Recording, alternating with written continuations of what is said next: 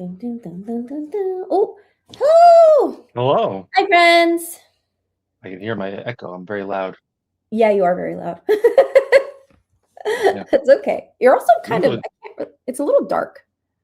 Like your try my backlit. best. Can't really see your face because the light's behind you. Hold on. If I turn on the light, it'll be spooky, but at least you'll see my face. Hi, everybody. Welcome to Sunday Sprints. Peter's here. I'm very good at arriving like exactly on time. Good job. Technically, I was gonna say you're technically like 30 seconds late as I went to turn off my light, but okay. 30 seconds, You do- 30 seconds. You do you, King. My clock still said 10 a.m. at my time. There you go. So it's the clock's fault. No, means I'm right. Yay, we're back. We're so back. Peter woke up and chose chaos. Peter chose Yes. violence this morning. Hello, everybody. Happy Sunday. Hope you're good. As you can see, I have Lawrence and Peter today. I thought you Well, were you going to be can. gesturing at your tattoos. Huh? As you can see, I have tattoos today. We might have more friends joining us later. So whatever happens, happens. I'm here all day because I got stuff to do. So whatever y'all want to be here, come in, come out. It's cool. I'm here for a long time. Mm-hmm. Yes. How are you both doing today? Do you want to share what your plan is for the day? There you go first. Thank you. No, I'm gonna be here for a little bit, and then I got, as usual, my alternating Thursdays and Sundays. I'm going to a magic event down the street, and then I'll come back probably just in time for everyone to be doing their memes, and I come back and give Steph a pack. So that'll be fun. I already did all my stuff actually the other day. Nice. Peter, what are you up to? I am still slightly debating. I have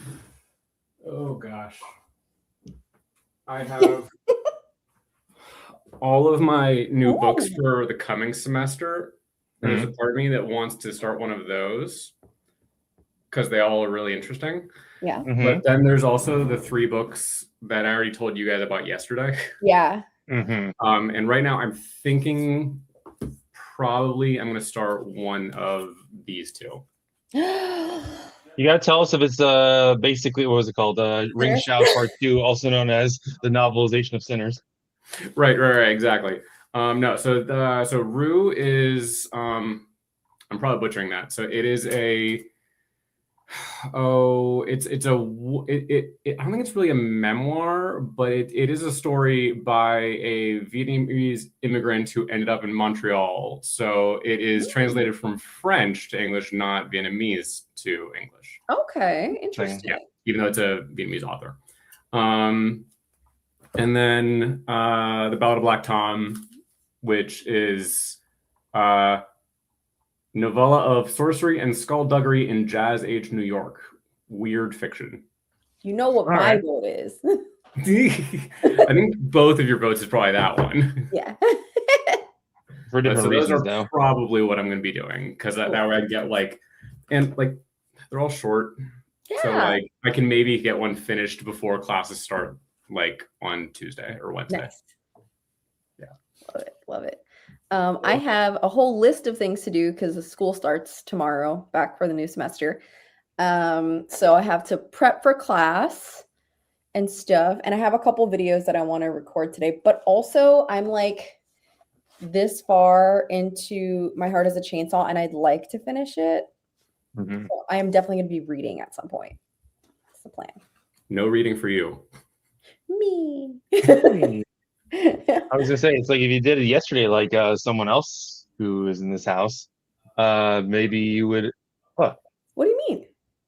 I did my paperwork yesterday while I was watching Glass Onion. Oh, yeah, I was a bad noodle. Yeah. You just passed out on the. We came back from sushi. You passed out on the bed and just. I did. Yeah. Took a nap. No, you did it right. Thank you. Now you might be regretting that today, but you did it right. Yeah. Let me check in with our friends in the chat. Let's see. We got a bunch of people here. Hi, Roro. Hi, Roro. Hey. Good morning. Hello.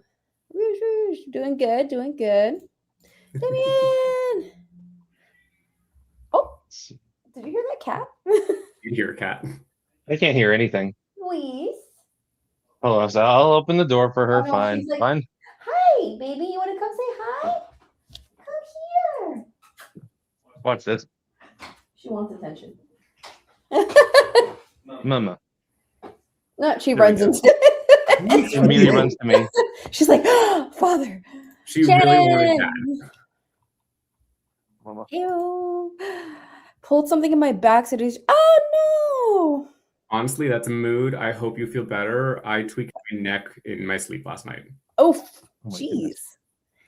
Take it easy. As we do in our older years. The struggle is real. I might have been trying to cuddle with my new plush too hard. I love that for you, though. I love It's that. Hello. great.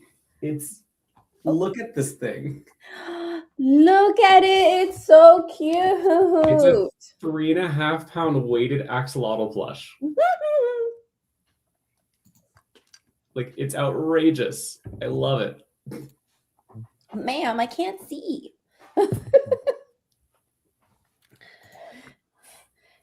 Oh, baby. Class tomorrow. Oh no, honey. Please take time to rest. Hmm. I don't know if that needs ice or heat, but rest. Depends. If it's ready from yesterday, it might just need a heat. It's no longer swollen. Starting a new journal. Never journaled before, but ma'am, I can't see. Yeah, she is the moment. Yeah, she is the moment. Okay. She's an icon, actually. Beerus. Mama. But I want to try this year, so I'm just sticking things into it at the moment. Nice. Sticking K-pop stuff. I'm trying to not let her butt get in the shot. You should actually show everyone her butt. No. I want to see cat butt. Get a different kind of monetization for the stream.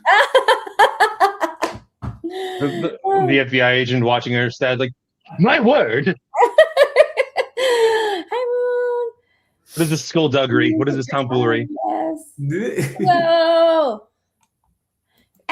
No, okay, you can't hit the mouse too. Which one, ma'am? Ma'am's never done a thing wrong in her entire life. You know what, Your Honor, she's innocent. She's I say if she bites you. her head into the mouse. You're trying to keep yours off the screen. I'm trying to get mine in the screen. Yeah. Just come up here.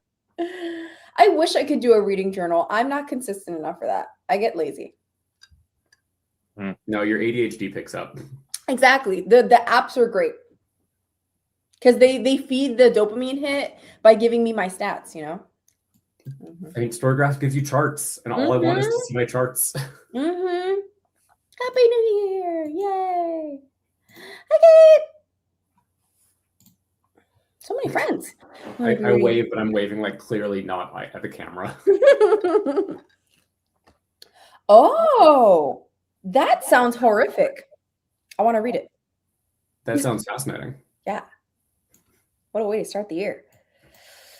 Find a job. How can I find a job for I wish I got paid to read books. That'd be so great. I know even I say that as a monetized channel, but I'm making pennies, y'all. It doesn't count. I make money, just not enough money for it to matter. Yeah, I make money, not enough money to do anything. I mean, like, I can maybe Money. buy one book a month. Which is always appreciated. I do it for the love of the game.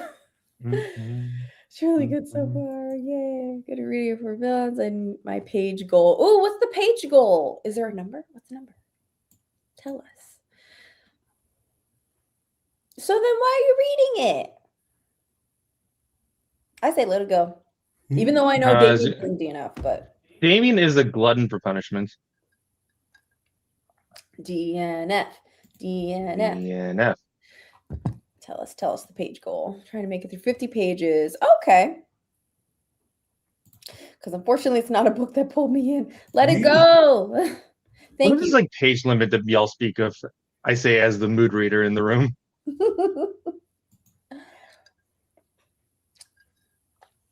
Rouge, please be careful. New year, new Rouge. Less accidents, Nope. please. Nope, same rouge, same mayonnaise, same stabs, same trips on stairs. Yes, very much old man problems. I just keep getting older. Oh, sorry. Beerus, look what you did. You stole Axolotl's moment. It's okay. My axolotl is still really cute. It is really cute. It is really cute. I want to see that tardigrade you mentioned to me.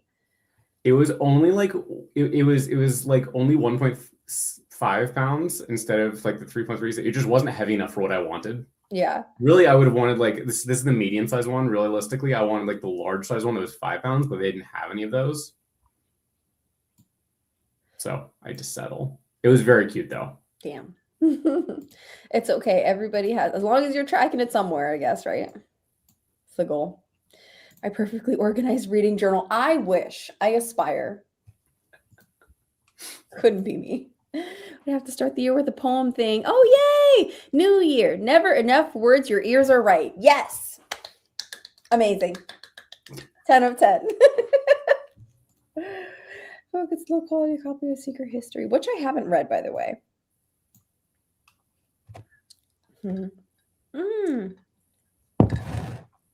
And don't listen to them. Do you? Armand!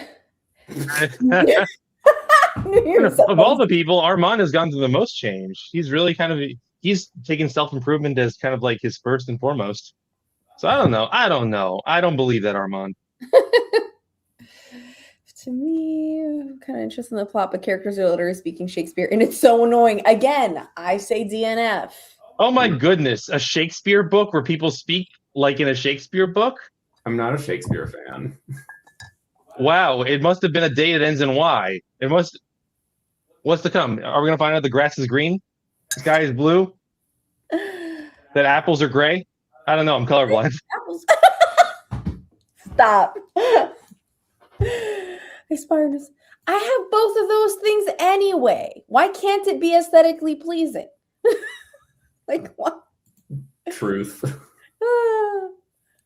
Never read Shakespeare. That's okay. I don't think you're missing There's out. a part of me that says you should read at least something, and another part of me that says you're just not missing out at all. Yeah, I don't think you're missing out. And I know that some people are gonna like come at me for like heresy, but it's fine. It's whatever. Who cares? It's like people saying that the quintessential cosmic horror has to be Lovecraft. It's like, no, it's not. No, it doesn't. No, it's not. Water's purple. How about Blurple? Blurple?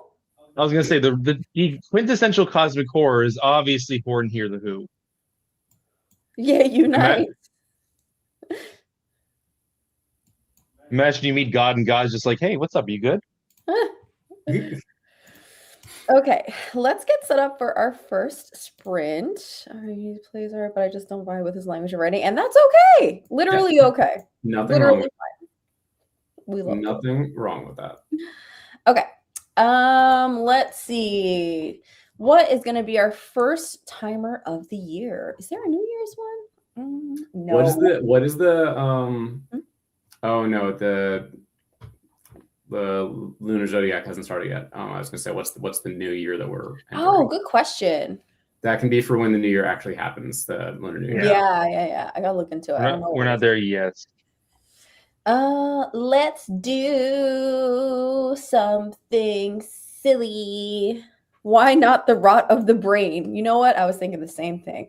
We're gonna set that precedent. Is there a snakes one? Like, do the snakes look really derpy when they slither? There is not a snakes one. Probably because it would be too derpy.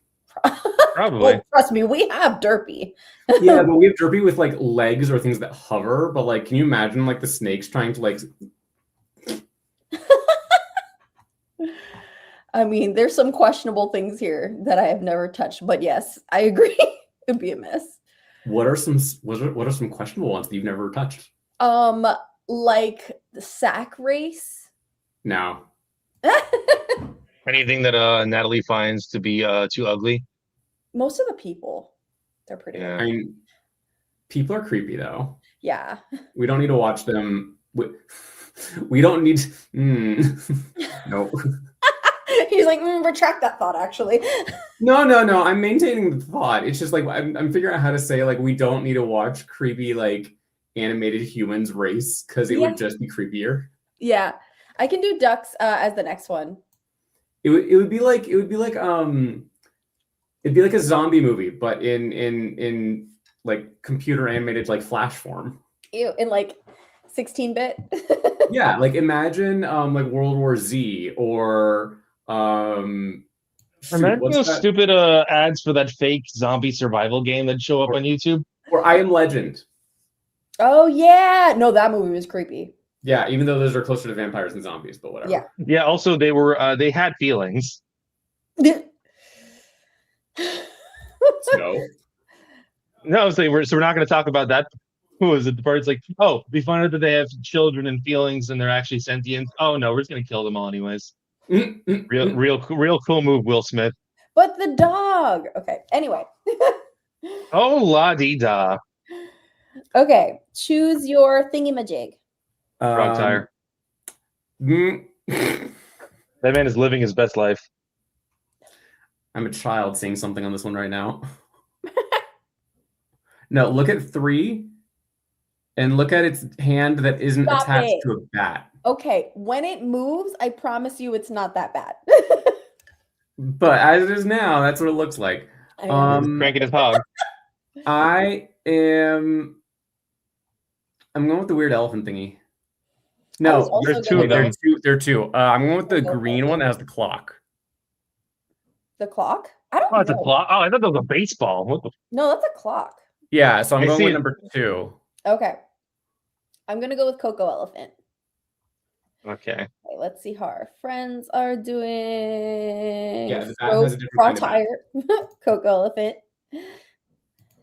Number 2, joining Peter, going for 4. Damien and me on the same team. No Bish, I know. We also don't have Espresso Ninja. Frog tire. Yeah, we don't have a cappuccino ballerina. Frog tire thing. Going number 1. Peter, how can you be an old man with the mind of a 14-year-old? You just never grow up sometimes. I'm just multi-talented. Yeah. I say it's one not the same. I age and I don't at the same time. Don't we all? I mean, getting older is just learning that some of your things from childhood were correct anyway. Yeah. Speaking of which, me and Larry's birthday's next week. Hey, Woo! congratulations to you both. Thank you. Thank you. I'm a 40-year-old man child. I'm like looking at. Okay. Okay.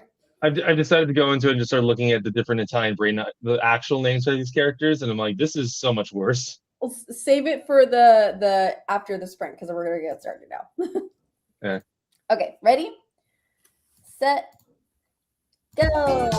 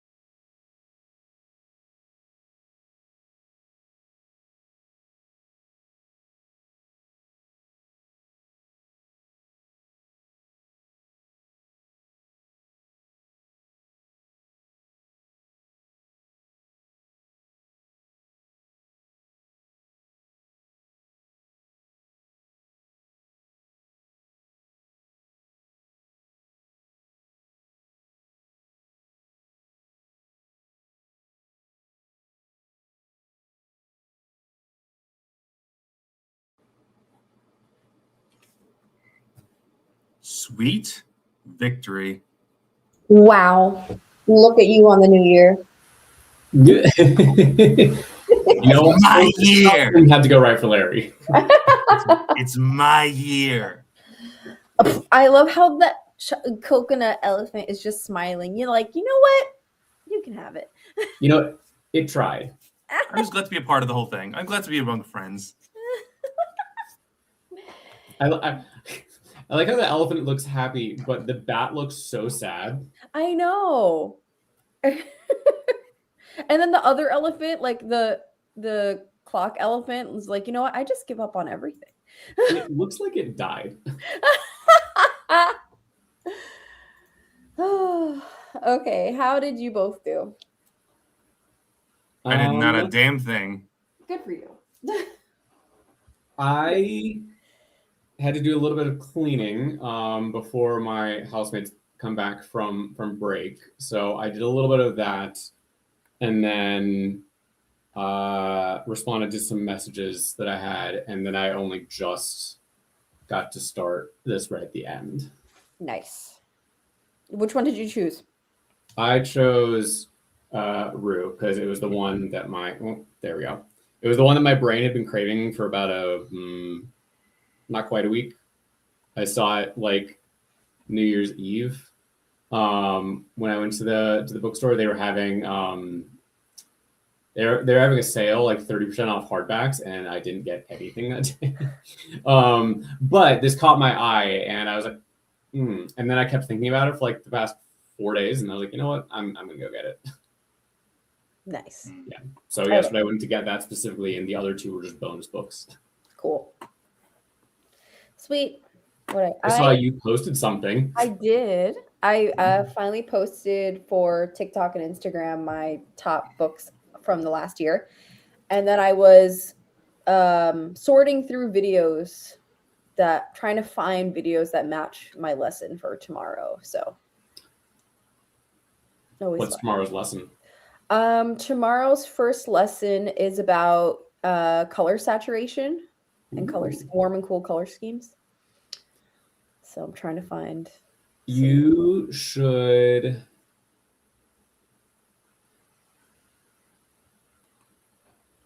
There's a video. I can try and send it to you, but it's talking about.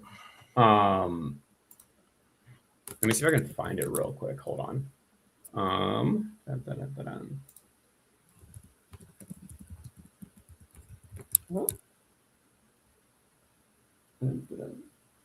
Yeah, okay. So it's like a 10-year-old video, but it's about it's basically about Man of Steel. It's like, what if Man of Steel was in color? Oh, because the movie, like, Zack Snyder so desaturated everything that it just doesn't feel like a Superman movie.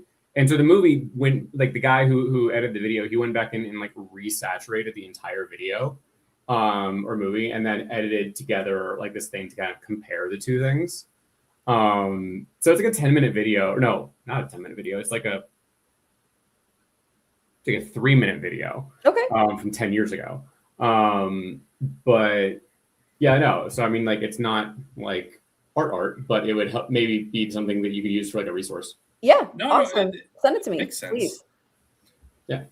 God, I don't want to say I'm sick of dunking on Zack Snyder because I'm not gonna say he does or doesn't deserve it, but Jesus.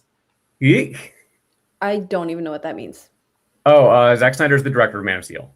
Yeah. He also did Watchmen. Just because, like, no, literally. So in the advent of James Gunn's Superman, obviously, like, all the Snyder heads kind of jump in there like, I don't like it. It's not Zack Snyder. It's not my Snyderverse. I want my Superman back.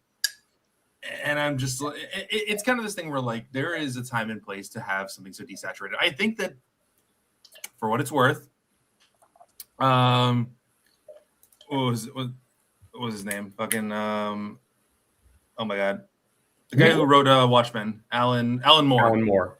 Alan Moore would kill me. It's okay. I respect it, but the Watchmen movie wasn't bad for what it was. It wasn't, and I think its use of desaturation was fitting for the world. I mean, thematically, it conveyed almost the exact opposite message of the graphic novel. But correct. I will take both of your words on that. No, it's almost because you're right. No, listen, it is. I think the difference is that this is where like I respect the purpose of adaptation. Yes.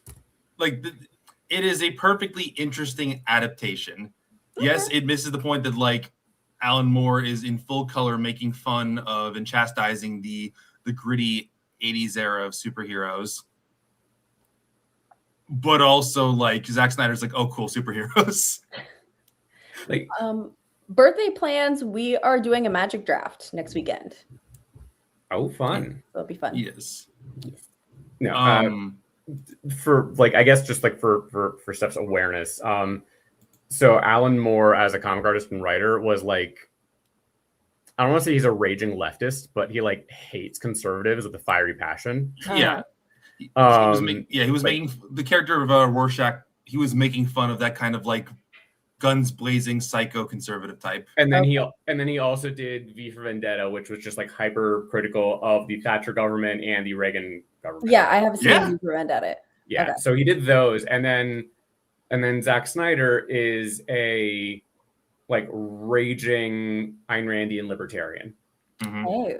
So you have a guy with like fundamentally different beliefs adapting a work of a creator, of the original creator, and it just like, so it's really strange if you look at the original versus the adaptation, because they legitimately do convey like kind of, even though it's in large part a shot for shot remake, it does convey almost the exact opposite theme throughout. That is so interesting. I think one of the best examples of like showing like where Zack Snyder see a lot of that kind of hyper conservative Randian libertarianism throughout Snyder's works, and a lot of kind of various biases. Like he did the Dawn of the Dead remake in the early 2000s, which has just like rampant Islamophobia throughout it. Oh, you can watch the like his Man of Steel movie, where like the whole point of Superman is that he is altruistic, he is good, he wants to help anyone, and then the message of Man of Steel, like that Pa Kent is trying to convey the entire movie, is no, you actually don't owe it to anyone to help anyone. Like really, humans don't deserve you. Don't help anyone. You do you. Like it's like literally a fundamentally opposite thing of what Pa Kent is in the comics. Yeah, exactly. And then you also get like. If you were to watch the the actual Justice League film, like the Snyder cut of it, it's like 4 hours of conservative messaging in the strangest possible way for all these heroes that are again super altruistic kind of in nature, even if they have various degrees like shades of gray in kind of how they feel getting it done.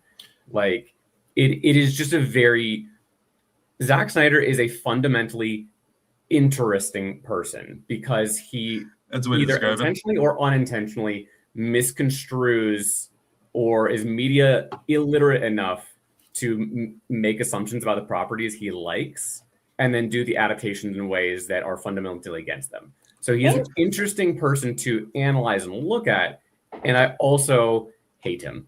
Yeah, exactly. No, I think what's very interesting is that like it is the point once again we talk about constantly about Dune and other things where it's like how you could see someone take an idea and somehow while doing exactly like beat for beat the thing miss the points, or completely recontextualize the point. Like I think one of the best points Dune's a great example. Like I'm going to be critical against the white savior, but also I'm going to accidentally run right into the white savior. Literally. Oh look, the white savior. Yes. Hold on here. I think one of my favorite images to show here is I really don't want to spend my New Year talking about Dune. No, so you sure about that? We can spend the entire like next 5 hours just talking about Dune and Zack Snyder. Sounds like a great way to start off. One of my favorite. Kate. I'm happy for Kate. One of my favorite panels to show from Watchmen is this one. Is that an owl? It's Owlman. They're riding segways through the snow. And it looks really dumb, and that's on purpose. Like, they're supposed to look stupid, and they're supposed to look ridiculous. And, like, the problem with, like, Zack Snyder's...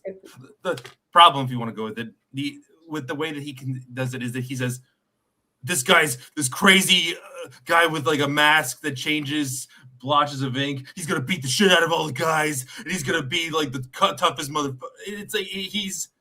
The problem is that like he doesn't get it at all. He takes it to its most. He strips away all of the nuance and just has this gritty action movie. And that's why I can't decide if he is media illiterate or very media literate, because like Porque no los dos.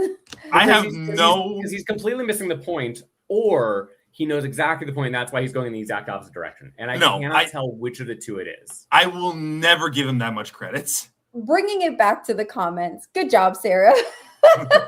For a continue. I will never give him that much credit. He did it by accident, and we can contextualize it as that now. But no, he is not that smart. I will send you a video about it later. Who was it that was reading a Terry Pratchett something? That was Kate. If I wanted to start Discworld, where would I start? Ooh, good question. Question for Kate, because I have been wanting to read something Terry Pratchett, and I feel like I don't necessarily want to read all like 20 something entries of Discworld, but I'm curious about jumping into that world a little bit.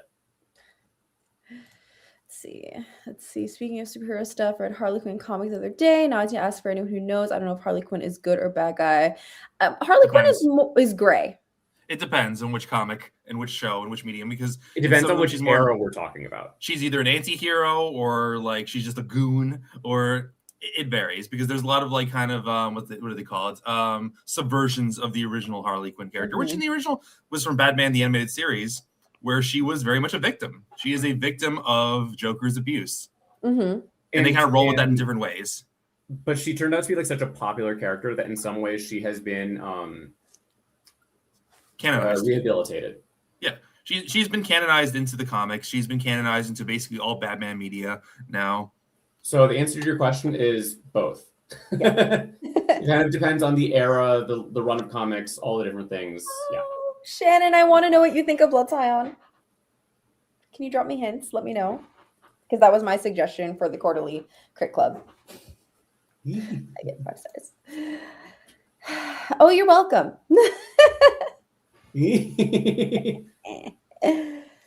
Is Superman not 60 years old, but he doesn't age because he's a god? There is like Kingdom Come where he does age. He ages very slowly. Yeah, like there's. I think that's Captain America. That's Captain America. Yeah. You know, that's a more fair mistake than like Titanic and Space Jam. Stop. that was like 2 weeks ago. It looks really dumb, but it's on purpose, isn't it? No, it's not.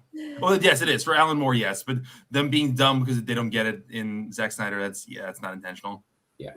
Oh, Don't Start with the Color of Magic. It's first book chronology, but it's a bit info dumpy. I feel like I've heard that either guards or going postal are okay. So Don't Start with Color of Magic. That's the first, but it isn't the best. Okay. Yeah. They basically say, I think it was like the first few like handful of books, he's kind of getting his footing. That's what I've always heard. Which is fair for a lot of authors. I started with Pyramids. Okay, I'm gonna write that down. Yeah. I have to like actually just dive into Terry Pratchett at some point. I feel like despite how much I appreciate everything that I know about him, I have not like actually read in full any Terry Pratchett books yet. I'm much more of a Douglas Adams guy. Maybe start with the guards, or the first book about death title. I've always heard the bit about death and Christmas. I always heard that's like a good one.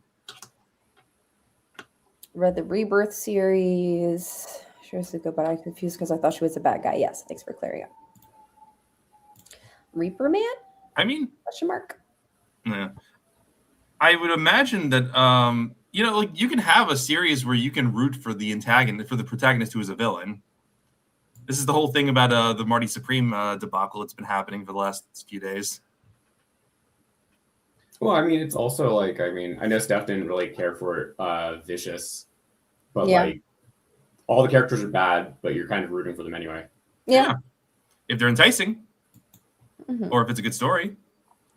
Yes. I also think it came up in conversation. Yeah. It's come up in conversation a few times. Yeah. That is an amazing pair of movies to get confused.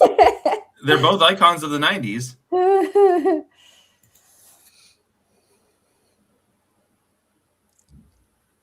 I need to read more books that are funny. Like, I need to read more comedy books. I was gonna say it's like there's a few that I can name off the top, but it's like I will always champion the Hitchhiker's Guide to the Galaxy.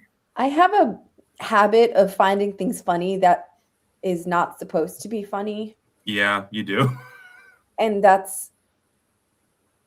I'm not trying to say that in like I'm a different kind of way, but it's kind of like, oh, that's, when something's so dumb, it's funny. I will tell you, the first time we were watching something where someone like got brutally murdered and you started laughing, it actually threw me off. Why would you bring that up as an example? Because it felt very much to the topic that you're discussing. You find things that aren't supposed to be funny. Okay, but now I sound like a psychopath and I don't know how to explain that. But a delightful psychopath. You're our psychopath. A lovable rogue. Wow. Psychopath or Also, sociopath? Which one? No, also, it was, if I remember correctly, I don't remember what it was, but I remember it was like a warranted thing. Like it's like a villain like getting blown up or something. It wasn't like some random innocent child on the streets. I know, Damien, that's your favorite. A second, the is brilliant. Okay. So still getting more Rex. Oh, love that. Damien always comes in clutch. Yeah. Yes. That's how that started. You thought that I Believe I Can Fly was in the Titanic? I mean, it would substitute that song for I Will Go On. No. My Heart Will Go On. That one. Substitute that. No, because just think, at least like My Heart Will Go On doesn't feel as conceptually anachronistic as the concept of like an R&B song in Titanic. But like, imagine like I Believe I Can Fly, Leo with his hands on Kate Winslet's. Yeah. No, here's the thing. I Believe I Can Fly instead of My Heart Will Go On. Hear me out. I can see My Heart Will Go On in Space Jam. I cannot see or imagine I Believe I Can Fly in Titanic. One works one way, it doesn't work the other way. You're just not imagining it right. I lack imagination, clearly. Yes. We cleared this up last time. And Howell will not let it go. Howell keeps trying to like rage bait Rouge into getting more things confused. Howell should spend their time learning magic instead of rage baiting people. They should learn to rage bait people in magic, as you're supposed to. I don't know. I'm flying without wings. Yeah. Which one is that? Maybe rage bait isn't the word. Just trying to trick Rouge into thinking that. Rage baiting Larry and tricking Rouge is what easy stuff. No, it's so easy to rage bait me. I'm so quick to rage. Rouge, I rage bait with sonic facts. I always I was supposed to, because of my love of magic, I'm supposed to read Larry Niven's or was it Larry Niven's The Magic Goes Away. Oh, that was like it was the original. It was the sci-fi fantasy book that inspired Magic the Gathering, allegedly. Oh, so the idea of like magic deriving from the land and that magic slowly going away. Okay, as a concept. Interesting. Good. What was that one called? The Magic Goes Away, I think. I was here. Hello. Did we speak you into existence? Because we were just talking about you. Because in a good way, we were talking about the whole Rouge and Titanic and Space Jam thing. And how you kept trying to confuse Rouge. Is that a movie? No, it's a drink. Well, there is a movie called Malibu's Most Wanted. That is true. Yeah. That is true. No, he got that shirt for free when we walked into a liquor store one day. It's a good shirt. And it's like the Malibu drink they offered us was fine. It was pretty good. It was solid. Yeah. And they were like, "You want a free shirt?" And he's like, "Hell yeah." Hell yeah. I'm not gonna say no to a free, unless it says some like really unhinged shit. I'm not gonna not take it. And even if it is unhinged shit, I'll probably still take it. Howl is magic, yes. See, I know some things. I mean, it's a place. I don't know. I have no clue if it's a book. I would not be surprised if it is in a book title somewhere. Sure. Probably. Absolutely. Oh, Malibu Rising. Isn't that a Taylor Jenkins Reid book? Is it? I think Ah. so. If you I say wouldn't so. know. I've never read Taylor Jenkins Reid. That because I just remember because it was popular. Malibu is a place, yes. Okay. We did get a request for ducks for the next timer, so I will start to get our ducks ready. I hope one of the ducks looks like a goose. I wish. I don't think they get that creative. I feel like, or is it? Malibu Barbie. To finish up the Malibu bit, it reminds me of that thing from the Eric Andre show, the bit where it's like, is Waka Flocka Flame a band or a group? And then like they respond with, ma'am, it's a man. Let's see. Okay, what are our options here? Colors and costumes. Okay, let's see. Ew, those are boring. Okay. Oh, here we go. I'm not doing it. What is Show it? us. They gave me Donald Trump duck. Nope, never mind. I'm not doing it. I'm not doing it. I'm changing it. No, Absolutely not. absolutely not. I am the most wonderful duck. I was once called a beautiful goose. Okay, Many let's see. readers, good people. Good I am people. the most wonderful duck. I was once called a beautiful goose. You know, my good friend JD Vance, nice guy, good man, Oh, nice God. eyeliner. Nice eyeliner. Here we go. Okay, so we've got George Washington, strawberry, Plain. That's obviously Fred Durst. on top. plain. Fred Durst. You know what? I'm picking Fred Durst. Me too. I'm not gonna be here for the results because I Wait, gotta get I out soon. also love how ducks 2 and 4 are in the wrong lanes. Oh, they are. What? They are. Look, they're numbers. What's happening? Wait, what? I'm picking Fred Durst. So is Fred Durst 2 or 4? What does that mean? I love your drum impression. Going for 3. Can't we not squish the talking orange duck? I would like to squish it, but if they win, I'll crash out. I pick strawberry head. Thank you very much. Moving The on. secret to sounding like it is like I'm choking on a frog. Number 3. Okay, I'm going for strawberry duck.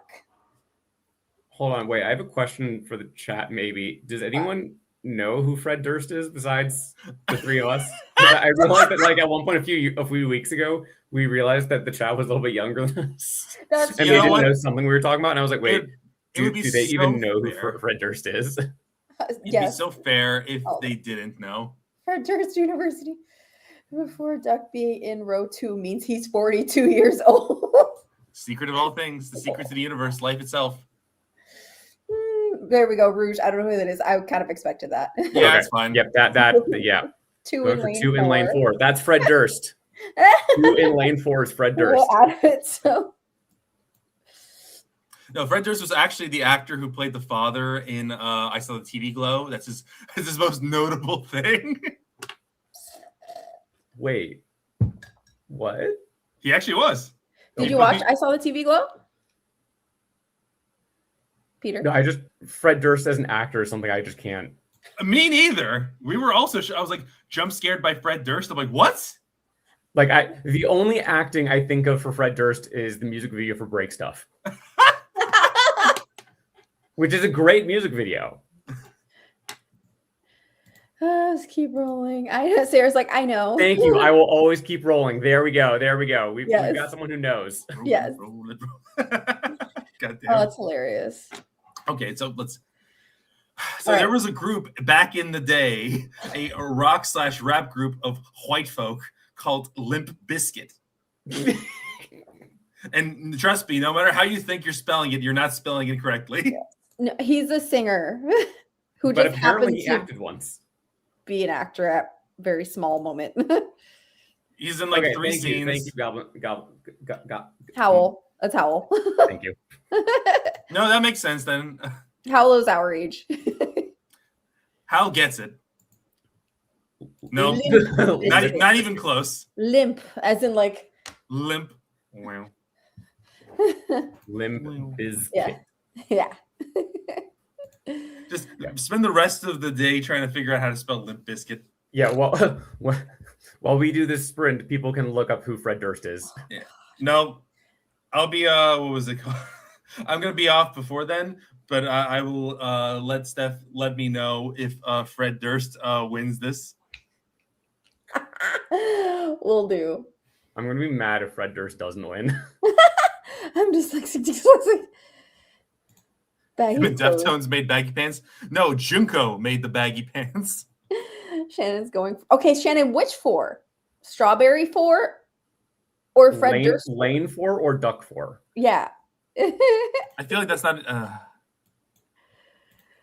Okay. I mean, technically, like Shannon would kind of vagueness is just being like, yeah, no, cool, I'll take 4, and then can be winner for either one. Yeah, it's a 50-50 shot at that point. You know, I'm getting off before this thing starts just because I got to take care of some stuff before I leave. Goodbye, folks. Have fun. I hope Fred Durst wins. Have fun at the tournament. I won't. You should have Limp Bizkit as your soundtrack going to it. Yeah, you should. Don't And then he you said should, she should said. like crank out your phone and just like play it once you walk in the door. Just like walk in to break stuff. I'm just like, how's it going, folks? They'll hear the most vile things a white man has ever rapped. All right, see ya. Bye, Larry. Bye-bye. Bye. I didn't see the number 2 on 4. I chose lane 4. Okay, cool. Okay. There we go. Okay. So we got 3 people for Fred Durst. Cool. Okay, are we ready? Okay, go. Oh, well, that was anticlimactic. Oh.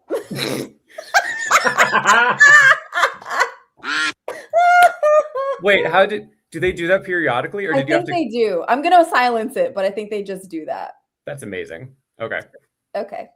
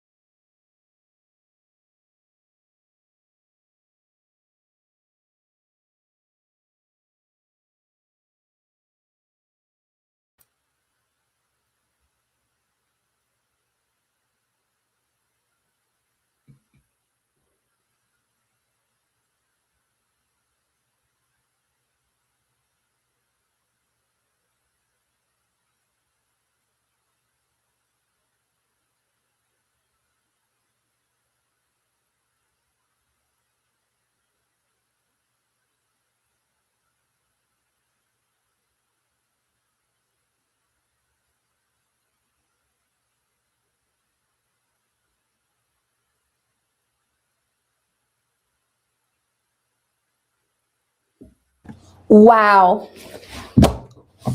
Dang Look it. at me lose. I was so looking forward to Fred Durst winning. Nope. No dice. Wait, should we call him Fred Durst? What? Fred Durst. Fred Durst?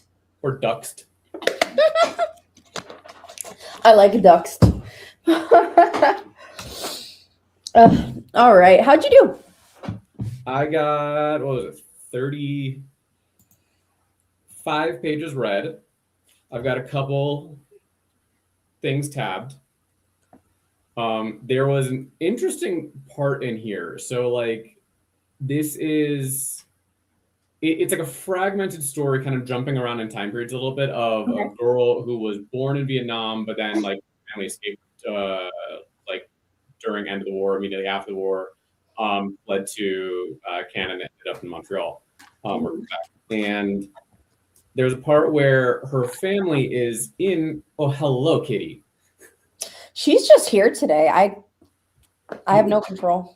So there's a part where like after I think the Americans have pulled out and the communist regime is taking over control of the South, that her family was wealthy, and so they're having like their property, everything like taken away essentially. And there is like a former soldier of the North who now works as like an inspector, and the dude has been a soldier since he was like 12, and he doesn't remember his parents, like, essentially. And so they're going entirely through the house and cataloging everything as they're like taking it away. And they get to this room that has an entire dresser filled with the girl's grandmother and her grandmother's 6 daughters, all of their old bras. Like all of those years. And but this dude doesn't know what they are. He thinks they're coffee filters. Okay. So he's so confused why they have a giant drawer filled with coffee filters that are not just coffee filters, but massive and have 2 filters built onto them. It's a double filter?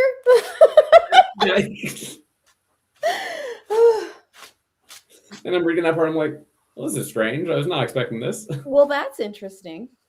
The book is overall interesting so far, though, so I'm liking it. Except for one part where she has like a not great statement on autism. Yeah.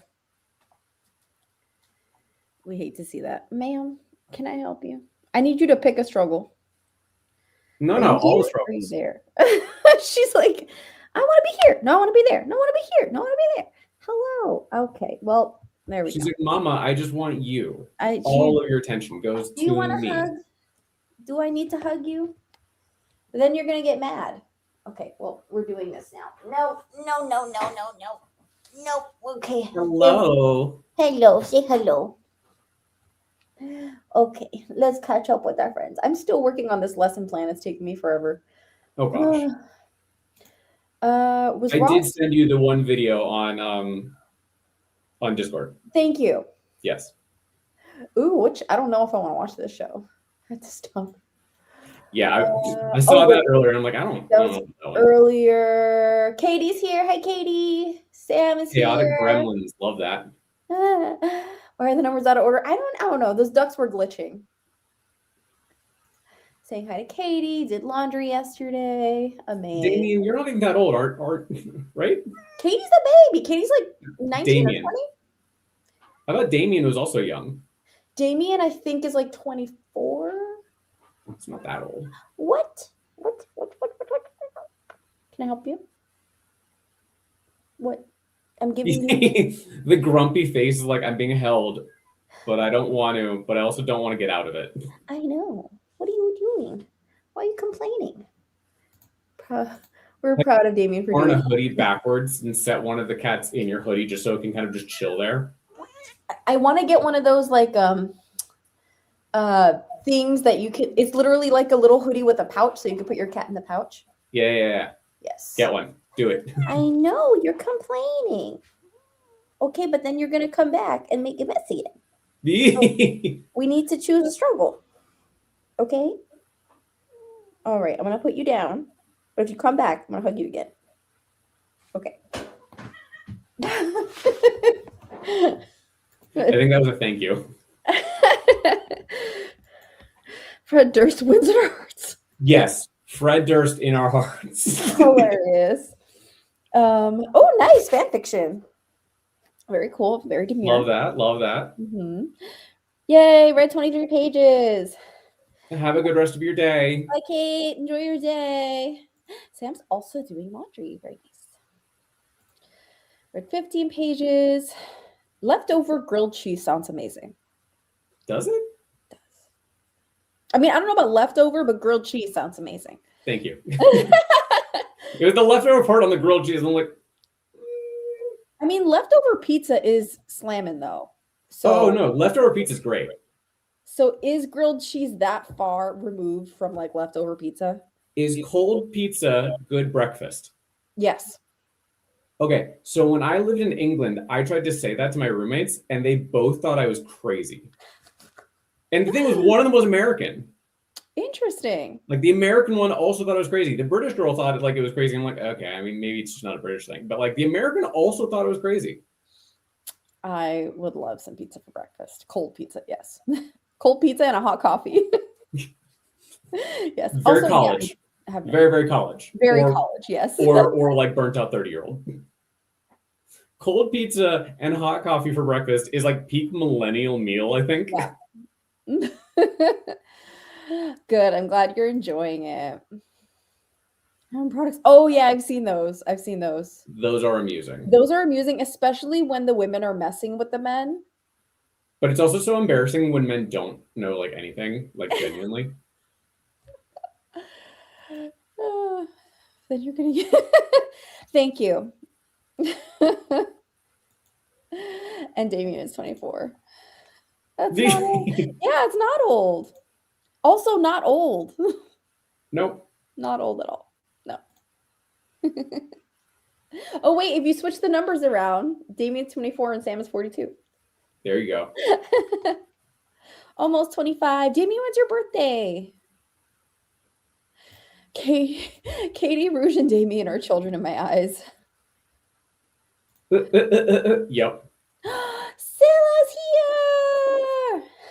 Hello. Hello. Hello. How doing? I'm tired. Oh, you just got out of work. No, That's a mood. I got out of work a bit earlier than that, but I am still tired. Understandable. Scylla, have you met Peter yet? I've not. Hello. Hello, how are you? I am fantastic because I don't have work anymore. Woo! There you go. We'll Also- take it. We will take it. Also, I read some books while I was at work, and that was great. I love I that read feeling. Steph. I read the I gave you eyes and you looked toward darkness. Uh-huh. What the fuck? Yeah? Oh, I chose good. It was Yes. Good. It's generational trauma, but on crack, and also there's a devil and the ghosts of several women from 400 years past that keep haunting the house in which they've lived and or died because of the devil. That sounds incredible, actually. There's a lot of layers to this. Yeah. It's so good. I really loved it. It is also one of the most disgusting pieces of literature I've read in a while, I think. There is so much going on. It's set in Catalonia, so a region of Spain, right? Yeah. And among other things, it deals with some of the like civil war and unrest that happened there, which was a lot of Googling on my part. And there was so much going on there. So we basically start with Joanna, who's like the matriarch of this entire 400-year ghost situation. And she makes a pact with the devil to have a husband because God hasn't provided yet. So we got to ask someone else, obviously, Okay. which, sound logic. I'm okay. Sure. Go off, why not? I guess. And she tries to argue her way out of the like contract that she makes by comes back. Oh, here we go. Hello. I thought there was just a pause there for a sec for Yeah. dramatic effect. No, that's it's just dramatic. It's It was just a my very internet dramatic is pause. weird. Don't worry about that. But yeah, like basically she tries to get out of the pact with the devil by saying that she didn't marry a full husband because he's missing his pinky toe. Listen, That's like some arguing weird out of the lawyering, like contract. going to the letter of the contract. Like that is very Listen, you gotta do that. If you do any contract with the devil, you gotta keep to every single letter of every single contract that you've ever signed. That's hilarious. It's amazing. And the basic premise of this is it's set during one entire day, during which all of these ghosts of women's past wait for the last of their like circle to die and come over to them because she's like super old and she's like passing away actively, basically. And so they make a feast while the actual living human beings don't really notice anything that goes on in the background. It was great. That It was really good. is wild. It sounds chaotic. I I love it. absolutely loved it. It was fantastic. Not meaning of life old, Sam. Stop. Armand's That was back. good. It's too bad Larry wasn't here for that one. Yeah. Rouge is 26. Peter, did you understand? In terms of dynamics, I am both baby and the parent of the group. Correct. You know, fair. That's Katie fair. is arguably the most adult of all the adults here. Sometimes you just gotta do that, you know? Sometimes you have to be responsible for the laundry being done in the entire group ever. Yeah, I love the notion of I just made a frozen pizza as opposed to I pulled cold pizza out of the fridge. Yeah. Oh, I guess that would be like you took a frozen pizza and you put it in the oven to actually heat. But like, still, my brain was like going to the part of like I made a pizza, as in I took it out of the fridge, which involves making. Yes. I have not. I'm a bad noodle. I will do some.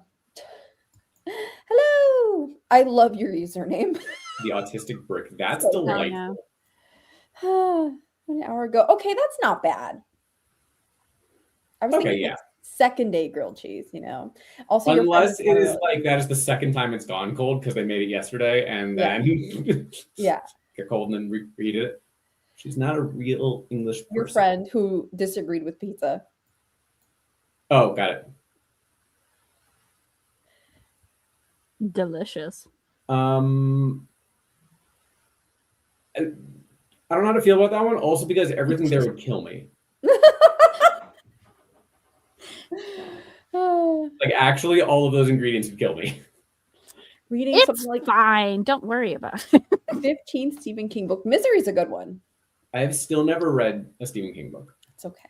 I've read a couple, and it's all right. It's okay to miss out on some of them. That's fine. Don't worry. Ooh, that's fun.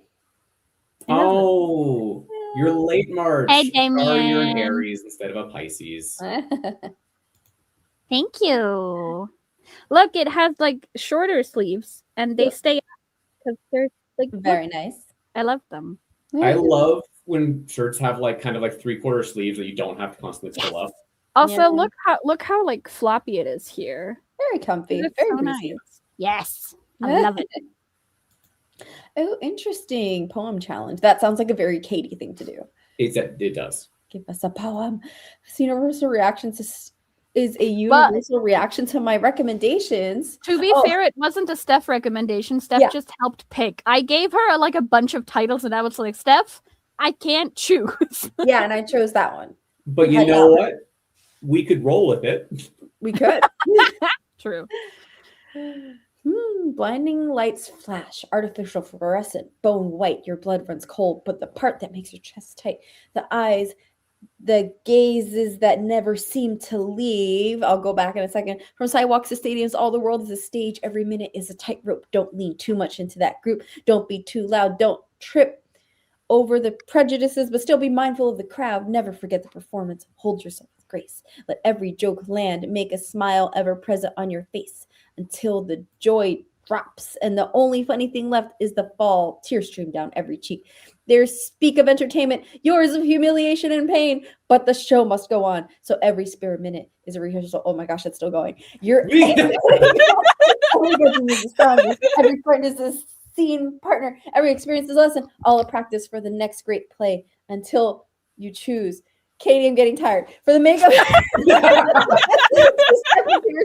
and leave the scripts in the past. To let the most important laughter be your own. To let the tightrope be a bridge. I'm trying to give it spirit as wide as you can imagine. To let the person in the mirror be the only audience that matters. Because when the final call is made, when the light dims, music fades, the final critic is the joker, the tightrope walker, the singer, the performer. Thank you. Thank you. That was my You did rendition of amazing Katie's poem. stuff. You did great. Yeah, Thank you, Katie. that's it. High That's five, it. internet Yeah, five. there we go. Okay, going back up. Hi, Scylla from Shannon. Hello. Oh, this is good at describing books and giving you book. Listen, I am the reason why several people have a TBR that is longer than they can manage, and I will not apologize for having exceptional taste. Correct. Nor should you. You want to know one of the next books that I plan to read is Human Scars on Planet Skin, and I mean, first of all, let's look at that cover for a second. Mushrooms. Is that mushrooms? Yeah. Love it. Very Look at cool. it. And second of all, this is a sci-fi written from the perspective of a planet that is being colonized by humans. Well, hold on. Let me put it on my TBR. Wait, it's from the perspective of a what? Of the Of a planet. planet. It's from the perspective of the planet herself, who is being colonized by humans as we speak. I Incredible. dig that. See? Please drop it in the sci-fi book club as a recommendation. I will. What's it called again? The Human Scars on Planet Skin. God damn it, Scylla. And I it just ha- went book shopping. And it also, to make matters exceptionally worse for everyone involved here, it has illustrations. Pretty. We love a good illustration. We do. We do. Oh my do. goodness. Amazing. Added. Ooh, yay, more March people. Baby people. Scylla, March, have you it's a ever great heard month. of this? I can verify I that. have Personal not. experience. Huh? I said March is a great month. I can verify personal experience. Might that be because you are also born in March? Yes, however, I am earlier in March, so I'm a Pisces, where both of they were Aries. See. I have a friend too who's a Pisces, and I love her. She's great. Have you We heard love of this Pisces. person, Scylla? I have not. Somehow the name Adan Shehzada is ringing some sort of bell, but I could not tell you which one. Yes, make sure you do your laundry. I will. Scout's honor. And My there's something- least favorite chore. My least favorite is dishes, which is why Larry does them. God. I like doing the water part. I don't like drying off dishes. I hate it with a passion. I couldn't tell you why. But it's really funny because most of my friends don't like washing the dishes, so I'm over here like I will wash them. Amazing. Genuinely, do not make me dry them. Amazing. I'm actually going to disagree. Save yourself. Don't do it. Don't. Ooh, spicy opinions in the chat. Like, part of me just wants to read like a short story, like The Body, and just call it Yeah. out like I read a Stephen Fair. King something. Yeah, sure.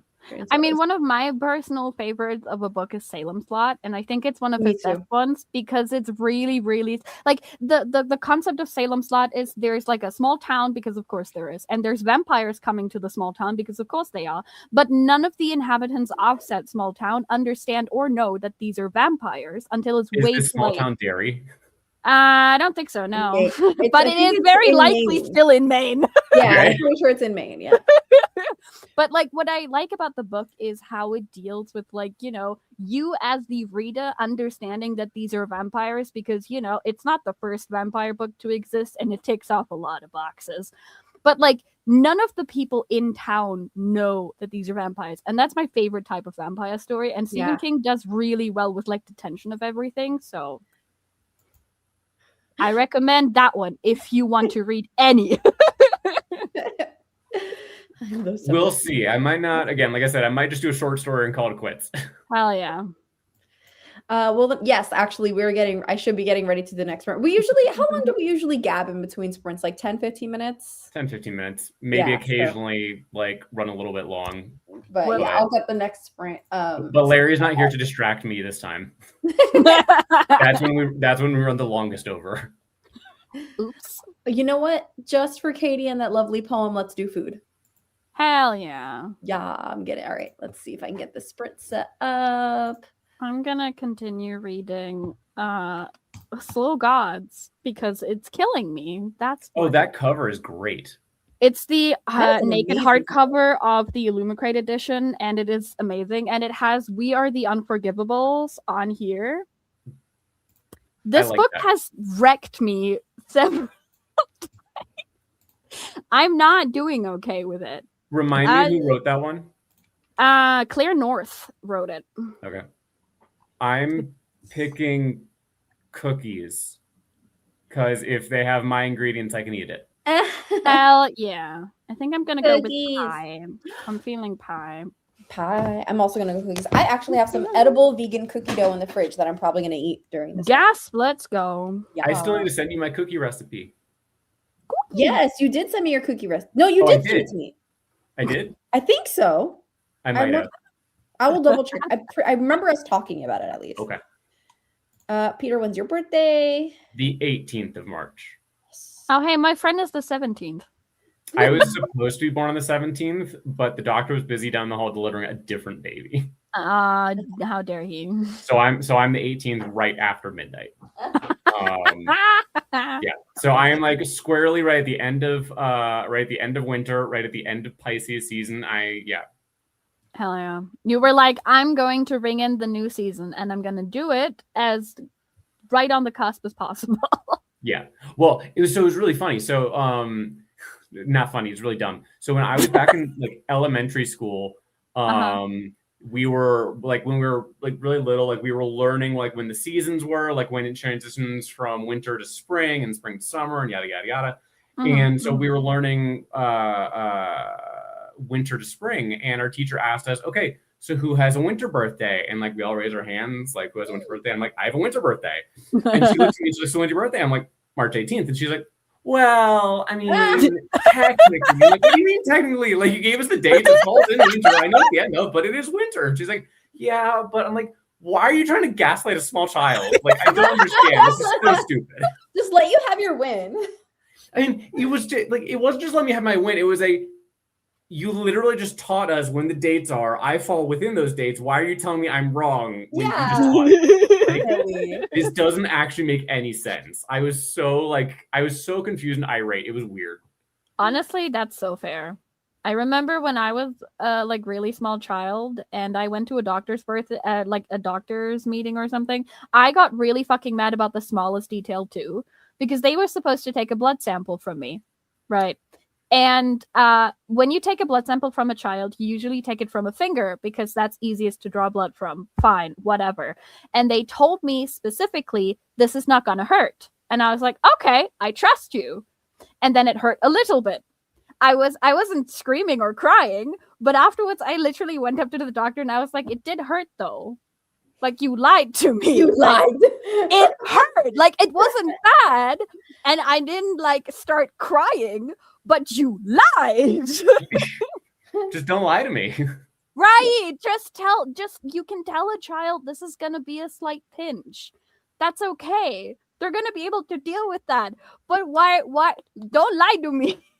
I remember no, I don't remember. My mom has told me the story actually because I was too young to remember. It was the first time I got stitches in my head, which has happened multiple times actually.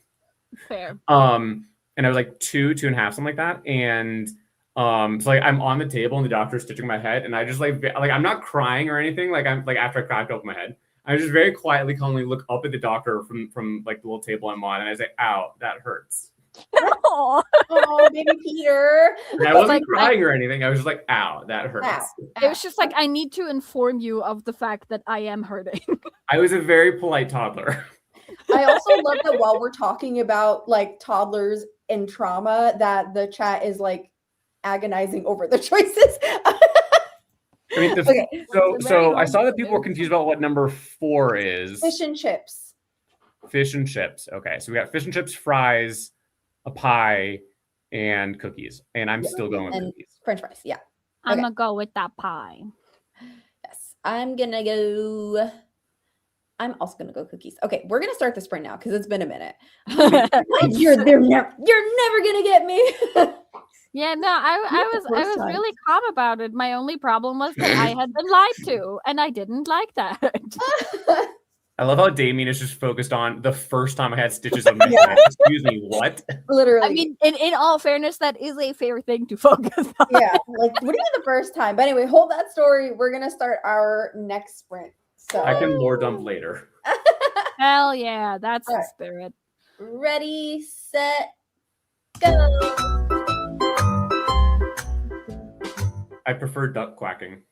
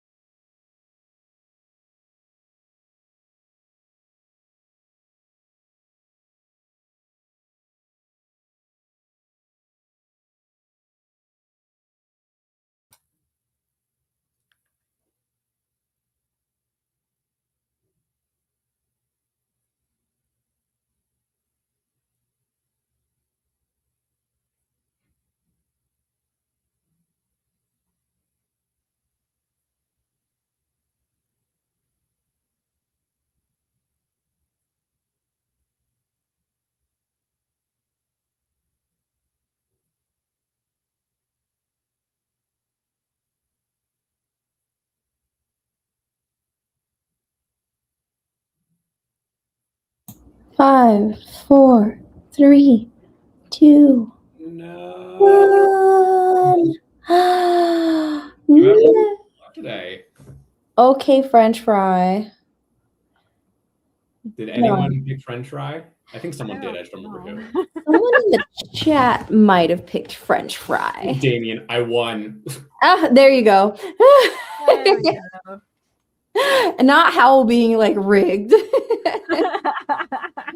Oh, lost Oh, hey, again. look, Shannon Hey, also Shannon. won. Good Yay! Woohoo! All I right. guess fries are okay. They won't kill me quite as quickly as everything else will. I'm glad. Listen, sometimes that's all we can hope for, and that's okay. Yeah. The bar is that's so low. To be fair, the bar for not killing me is quite low. Yeah, it really is. All right, how did you both do?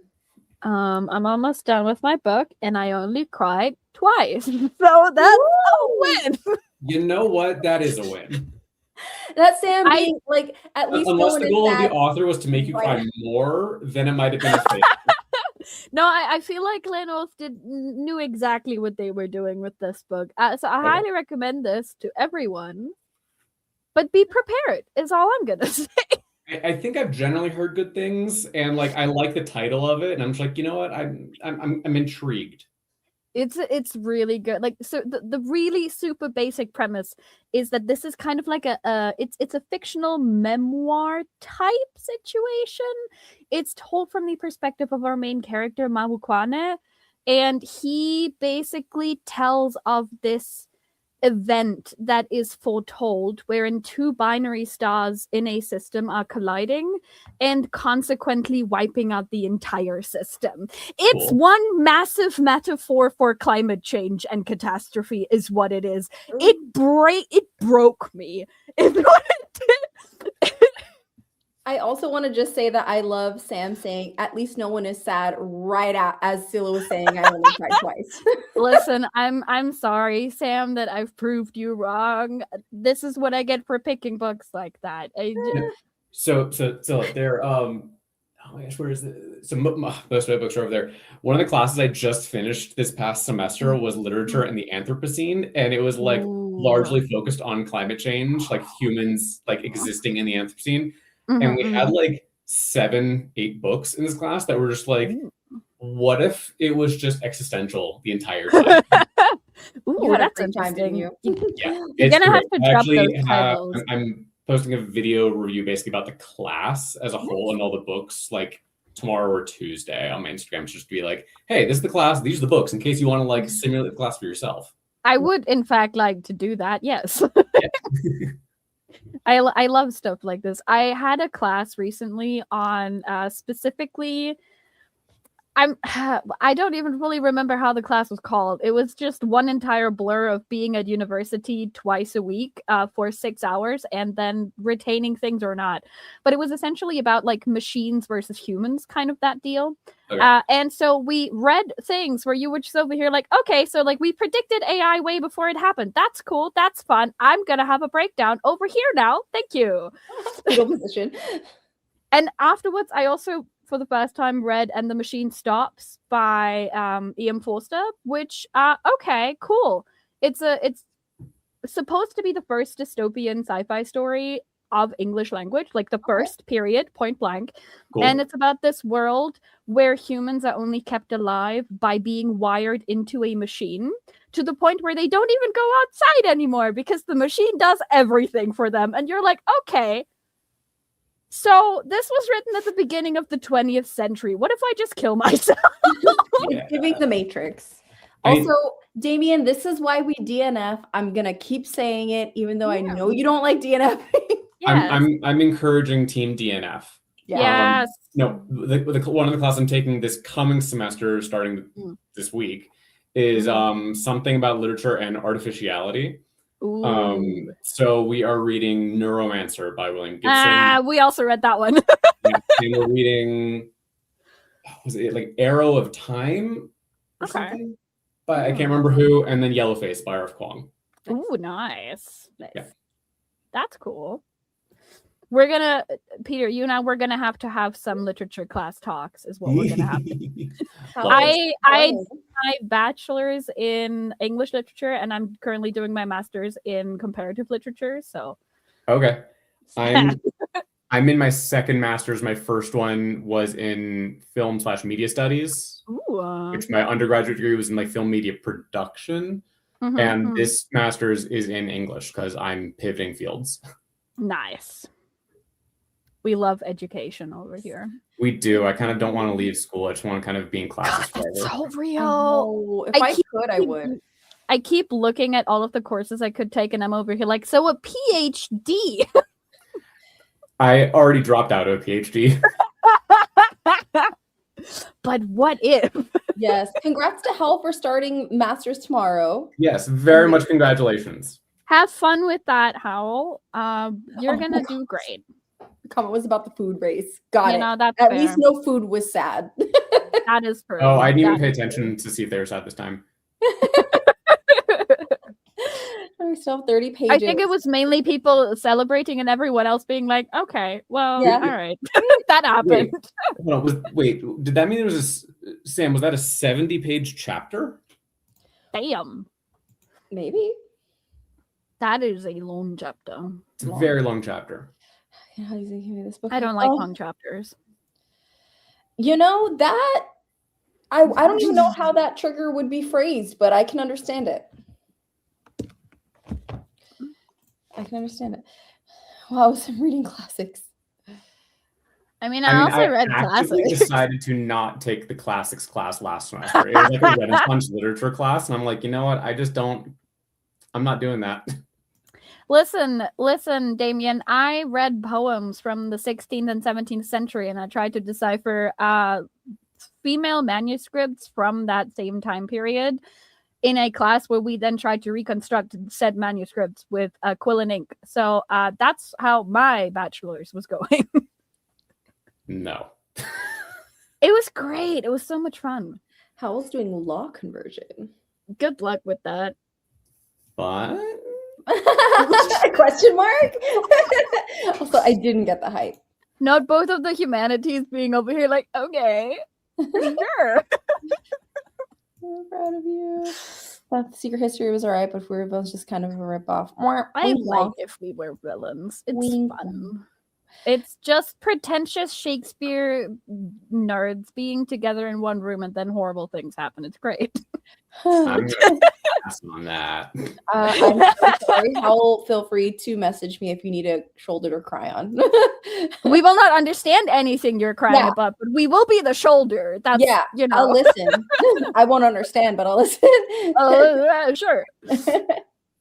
Exactly, Damien. Imagine doing my PhD on Catabasis, though. Like 75-page chapter. Wow. When I started my PhD, it was going to be on the influence of anime on American TV animation in the early 2000s.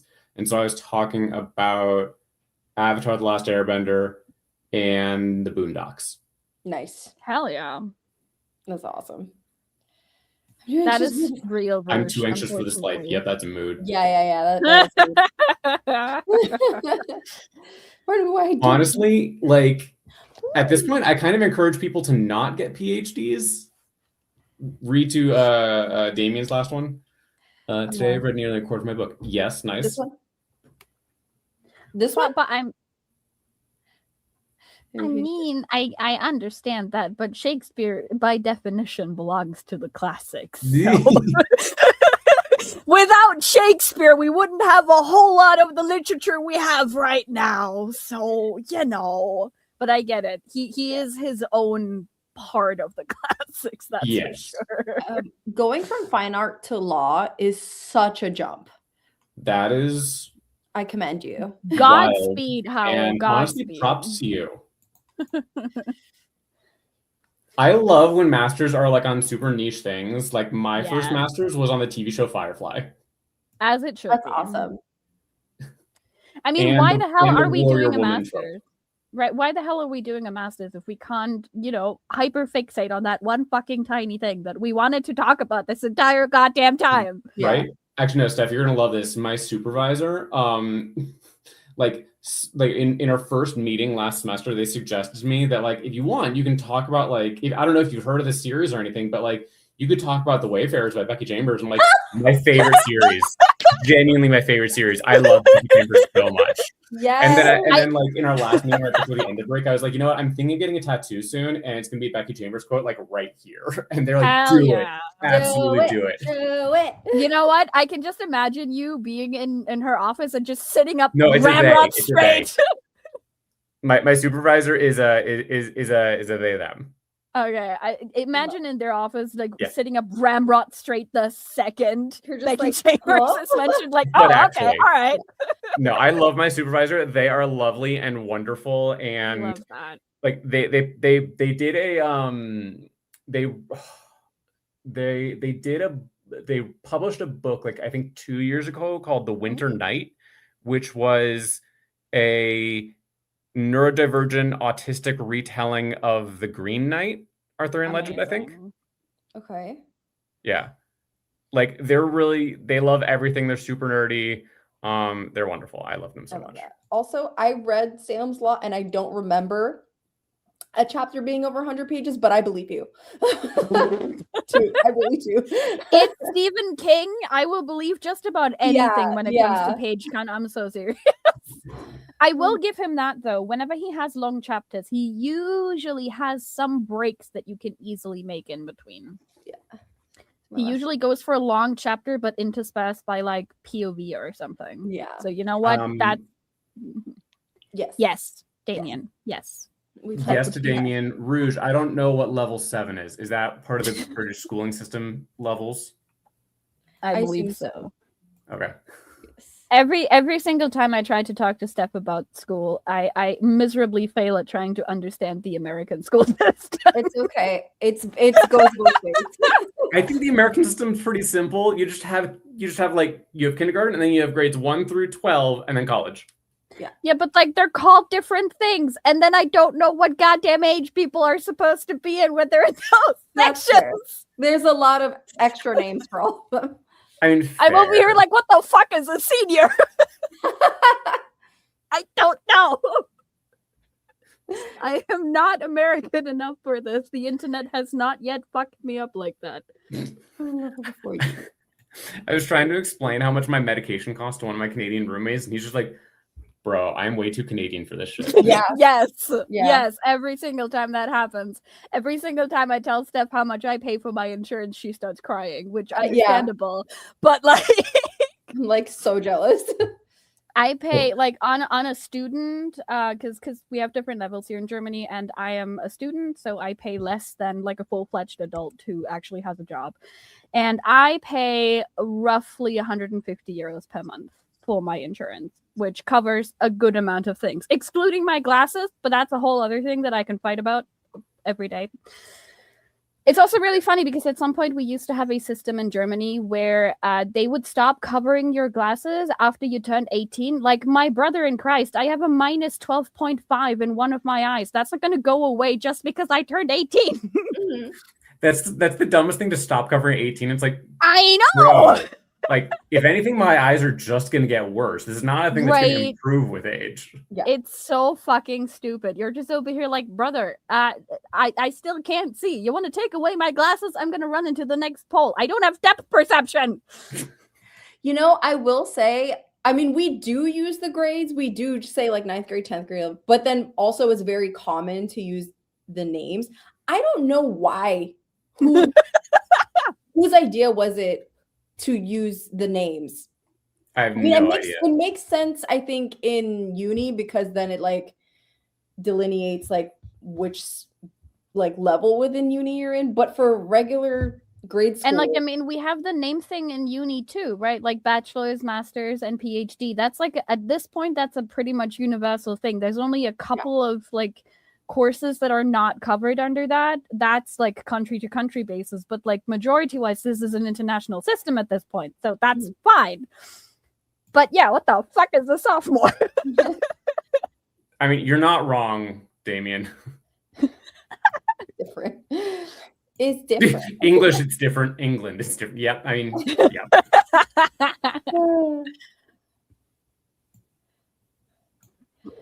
You start school at 6, 7, and you easily figure out how old people are. I mean, it's essentially the same here. You're about 6 when you're in 1st grade. But then you have names, and that's where we fall off, you and me. I mean, if we're not using the names, if we're doing number 1, number 2, number 10. Yes, number I 11, can work with that. yes. You are allowed to work with that with me. Yeah. This thing is horrible, so. Yeah, it's just really fucking annoying. It's really fucking annoying. When you say 30,000 just for frames, are you talking dollars? What mean? What? Are we talking dollars? I can tell you that even with my insurance, to make my glasses, it'll cost me like roughly 600, I think. Okay. So that's cool. I didn't want to see in HD anyway. I do, because if I don't have my glasses, I am like very close to being considered legally blind, but that's a different thing. I am very nearsighted. I'm jumping ahead in the chat. Sorry. Damien, what is your currency? Being college, sophomore, junior, senior, all in age 19, and I was never a freshman. Did you skip freshman year? Which would be, well, I guess in if we had to give it a number, it would be 13. Did you skip? Thank you for trying to do this a number. You're welcome.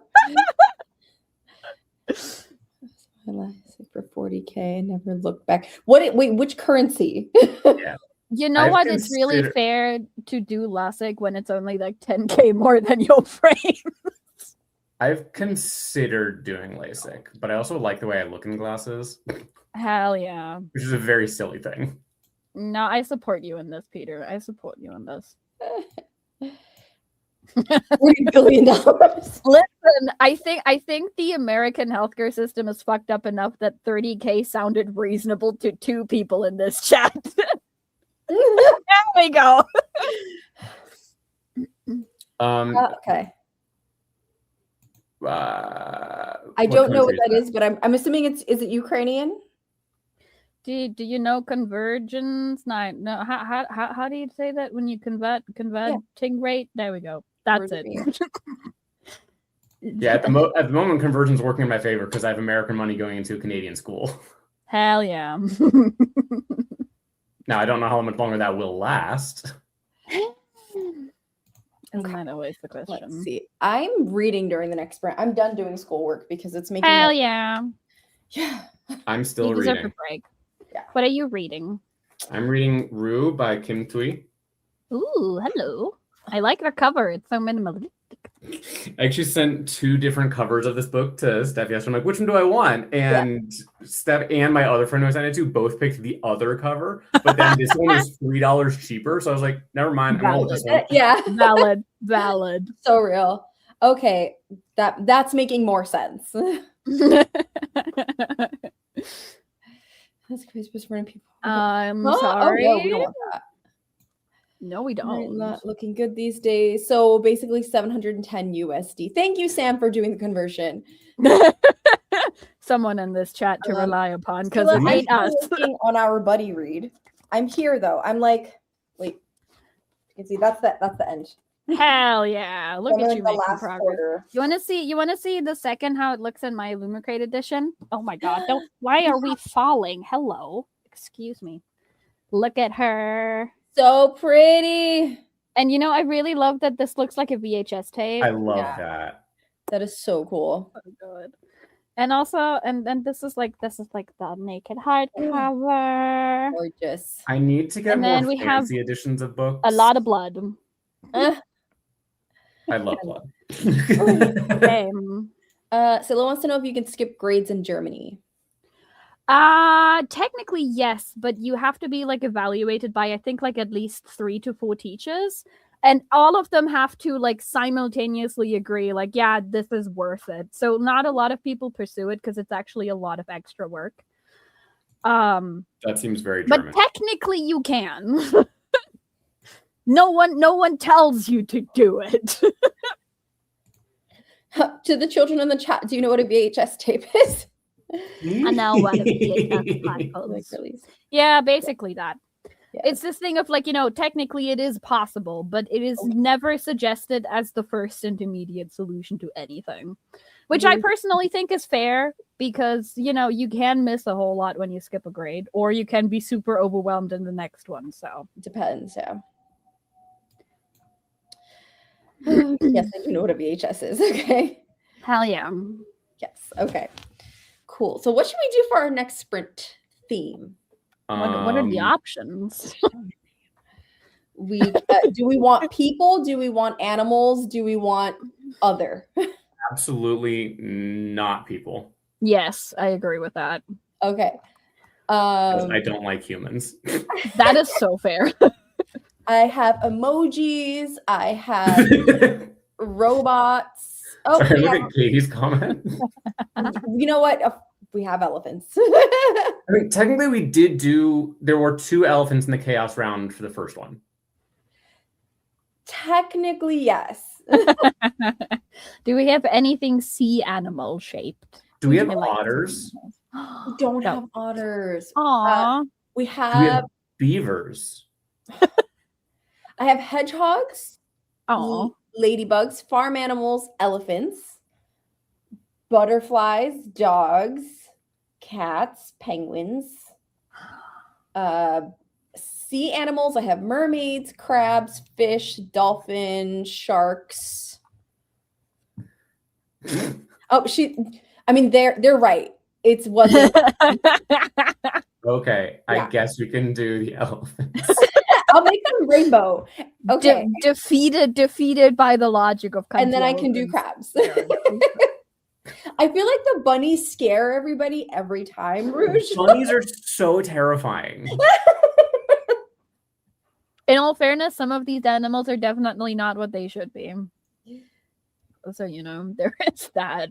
Yes. Oh, before we do the sprint, I'm gonna need some decisions because I will finish this one in the sprint because I have like 30 pages left. So, I wish I read decisions that fast. Decisions. on what to read next. So I could start Don't Fear the Reaper, which would be my next Illumicrate book that doesn't leave my house because they're too pretty to leave my house. Mhm. I could continue The Wreck by Dewey Gorode, which is like literary fiction set to the backdrop of a protest and the fight for independence in New Caledonia. I am 20 pages into it. Or I could start Human Scars on Planet Skip. I'm voting for book 2. Okay. Because I want to buddy read with you the first one eventually, I'm gonna not vote for that one. You know what? That is fair. That is No, fair. I'm voting for I the will first accept one that. or second one because it's kind of like not exactly what I'm reading, but like I'm also reading like a historical lit fic something. Oh, hell yeah. Okay, I will these are accept that not one. that. They're not. They're not cute. The other word. I got Beautiful. outvoted. I mean, maybe the only difference is their eyes. So I'm trying to see like which eyes are either least or most creepy that I want to roll with. And I think I'm going with 2 because it looks like its pupils have just taken up the entire eye, so it's tripping balls. That is. Oh, what's Yeah. the goal? What's the goal? Tell me the reading goal. Rouge is choosing to. Anyways, is the goat. Wait till you see their walk. I don't walk, I strut. I don't strut, I slay. Okay, now I gotta go listen to that song. Green Demon. You want to roll with eyes? This is an eye situation. They're sassy. Jaundice. Listen, I mean, that the is green one way kind of telling does us look which like it's one you about to try and want. like suck the soul out of your body. They have issues, and that's okay. I'm gonna go for blue. I'm gonna go for the red one. Do it. Because I like red. Also, I don't think anyone else has said red yet. So The yellow one looks weird. I don't think any of them don't look weird. Oh, you and me. What's jaundice? It's a medical condition in which your skin yellows. Is it a lack of which vitamin is it that you're missing? Vitamin C? C, I think. Yeah, I think so. It has to do with your liver. I can look it up. Red elephant. Okay. Are we ready? Yes. Jaundice. Hold up. We need to let Peter look up jaundice first. Okay, give us the jaundice definition, and then I will press start. Yellowing of skin. Doesn't produce enough something. Yeah, liver. It had to do Too with much the liver. bilirubin. I don't know what that is. From liver failure, yes, but Indeed. caused by Lack of whatever. lack of whatever, and then this, I guess. Excess red blood cell breakdown, large bruises. Liver no problems. That is the medical term, yes, Katie. Yeah, I don't know. Hell yeah, that's the spirit. We're gonna go with liver no worky as the answer. Yeah, we're just gonna go with a liver something. Okay, ready? Woo! Go. Look at that strut. I mean, it's still not that. I know it was like an inside joke from a while ago. Okay. We just kept it going. Oh, the green one has really wide feet.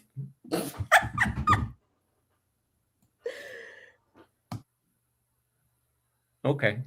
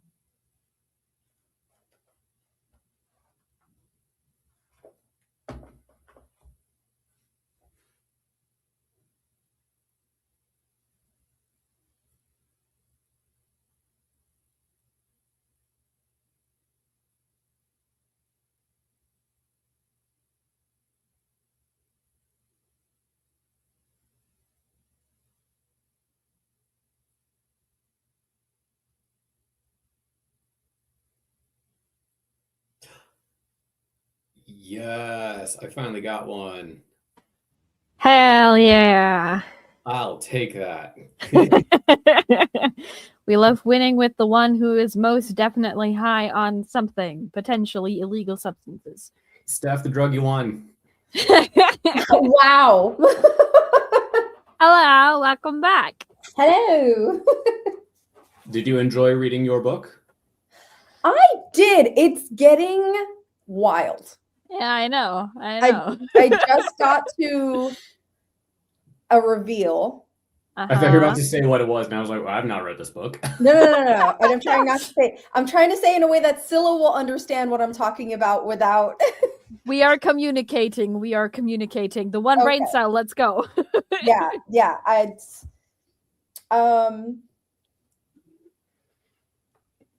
Wow. It's a wild book, is what it is. I think what I like a lot about this book, I mean, this is my second Stephen Graham Jones, so like I cannot yet say if this is something he just does TM. But what I like about this book is like it plays with your expectations of things, and then it's like, lol, you thought. Yeah. It's so good. Like for the majority of the book, you're just like, yeah, like obviously she's seeing signs, so something's gonna happen. And then you're like, well, maybe she's imagining things because she wants things to happen. And then the book is like, well, you know what? Maybe I'll fuck her out and find out. Who knows? Yeah. It's great. I got to that part. Yeah. Maybe It's I'll gonna fuck around and get find out. wilder. It's gonna get wilder. Trust me. So good. That is exactly what Steph wants to hear. Yes, it's great. It's really good. Also, Um, Steph, because you said that you want me to wait with book 2 until we can potentially buddy read, my next Illumicrate pick is gonna be The Second Death of Locke, because it's the only one I still have apart from Nice. that trilogy. Look at them sprayed edges. Very pretty. I know. think I'm going to be getting a nice fancy special edition of a book Hell yeah. like in the next couple months, and I'm very excited for it. Which one? What we getting? The Sword of Kaigen. Hell yeah. Agent Wick one. Nice. So pretty. You know, every I time mean, the book go is to- great too. every time I go to the bookstore the past couple times, I look for the Sword of Kaigen and I can't find it. They have like a million copies in my bookstore here. I can't find it. So maybe, Steph, maybe that's a sign that you're supposed to visit Peter so you can get the book. Yeah, come to Canada. It's nice There you and go. warm. We're going through a heat wave currently. It's like 30 degrees Fahrenheit. Wow. Actually, no. Today it's a high of 26. Can someone do Wow. the math for me? What's that in normal currency? I believe that's like in the It's single still digits. below 0 Celsius. Celsius. Oh hell yeah! Yeah. We Probably like are 5 currently Celsius. doing a like -10 to -4 Celsius situation. So It's probably -4 would maybe be accurate. Like the -4 to -10 would be accurate for what it is here. yeah. Also, I took the dust jacket off. Look at this. Ooh, pretty. It's so pretty. He's so pretty. I do like Illumicrate editions. They do slap. Oh, You know. my Evernight subscription is supposed to be coming in a few weeks. Ooh. Oh, the January one, right? Yes, or which I one? don't know what it is, so it's gonna be a surprise. I know what it is. You do? Don't tell me. Don't tell me. I will not tell you, but I am very excited for it. I'm very excited. I don't have any Illumicrate books, and I'm really sad because I wish I had the Wayfarers Illumicrate set. That's so fair. I know. That They set look is so stunning. pretty. I know. I caved for like several of their sets back when they had a sale, and I was like, "Listen, it's now or never." So we're getting all of them. I know. We don't need or even want a whole lot of like special editions. Like I don't feel need for them, but there are like a handful, and I'm like, oh, but you're so like the Wayfarers Illumicrate one is just like stunning. That's so The fair. subterranean press version of A Master of Jinn that takes not just the Master of Jinn, but also like the other short stories in the series that People Clark had before it that he published like elsewhere has like Gentry all and of them in Cairo, one right? volume, and the edition is Ooh. gorgeous. Ooh. And We then love that. the Broken Binding has a set of the Tixkalan duology, so A Memory Called Empire and A Destination for Peace. Yes. It looks so pretty. Those are pretty. So like, if I were to like want or get ones other than the Sword of Kaigen one that I think I'm getting, I think a friend is gifting it to me later this year. But so aside from that one, those are the three that I'm like, okay, but I like them. I mean, the Teixkalan duology was also one of the best duologies to ever duology. So, like, you know, I still haven't read the second one. it's okay. I like the second one, but I also love that if you wanted, the first one can just function as a standalone. That's true. And I do very much enjoy how different the first and the second feel, because I feel like it's earned to get that kind of distinction, because we really needed to set up what Teixkalan is and does to the like planets that it subjugates before we got a perspective from the Empire, you know? I love how it like, it's just so interesting what they do with language and empire and kind of legacy. And it's just a really fun, interesting duology. Like, I want to read more things now by that author. I just haven't seen anything else by that author that's like screaming for me to get. I mean, I think she mainly published shorter stuff outside of the I read Rose House, or I have a short story collection that had Arcadia Martin in it recently. Okay. Yeah. So they're doing shorter stuff. Oh, you know what I'm also excited for? Amal El Motor is dropping a new short story collection this year. I need to read more of their books. I did hear about that. I can't remember what it's called though. Seasons of Glass and Iron. So I was like, I have it pre-ordered, and I will get it in March, and I will die immediately. No, I have. This Is How You Lose the Time War, and I think I have a copy of The River Has Roots. Is that the one? Yes, yes. I have a copy of it. I have not read it yet. I got it for free in one of those like little front yard little library things. It is so good. We're totally normal about Time War here. I have 7 copies. 7. Yeah, I have 2. Are they all different editions or different covers and stuff? Yes. So I have the OG paperback in English. I have the OG paperback in French. I have the super special edition they came out with super recently, which I waited an entire year for and basically just sat there shaking until it got here. And I have the Illumicrate edition, which is basically 2 hardcovers in a bind-up, because one of them has a red cover and the other one has a blue cover. And I think that's really neat. And I also have the German copy, or I will have the German copy soon. And I intend to collect every single language of that book that I can get my hands on. I don't care if I speak the language, I will have it. I know someone who's doing like the same thing, but with Babel. Understandable, and I wish them good luck. Listen, when Illumicrate came out with the special edition Babel, and I couldn't get my hands on a copy, I was livid. It's like it looked with a slip case too. It has a slip case. It kills me that I wasn't an Illumicrate subscriber at that point. No, I think the prettiest version of an R.F. Kuang book I've seen so far was, I think it might have been the Polish version of Catabasis. It was like I know which one you mean. Yes, that one. Like that one, and I think Paige and Wick had a copy of Catabasis as well that has like a marble statue on it. Yes, I think those 2 books are just stunning. Yeah. You know what? Let me get my special Time War edition so everyone can admire it, because it is very gorgeous. Hold on.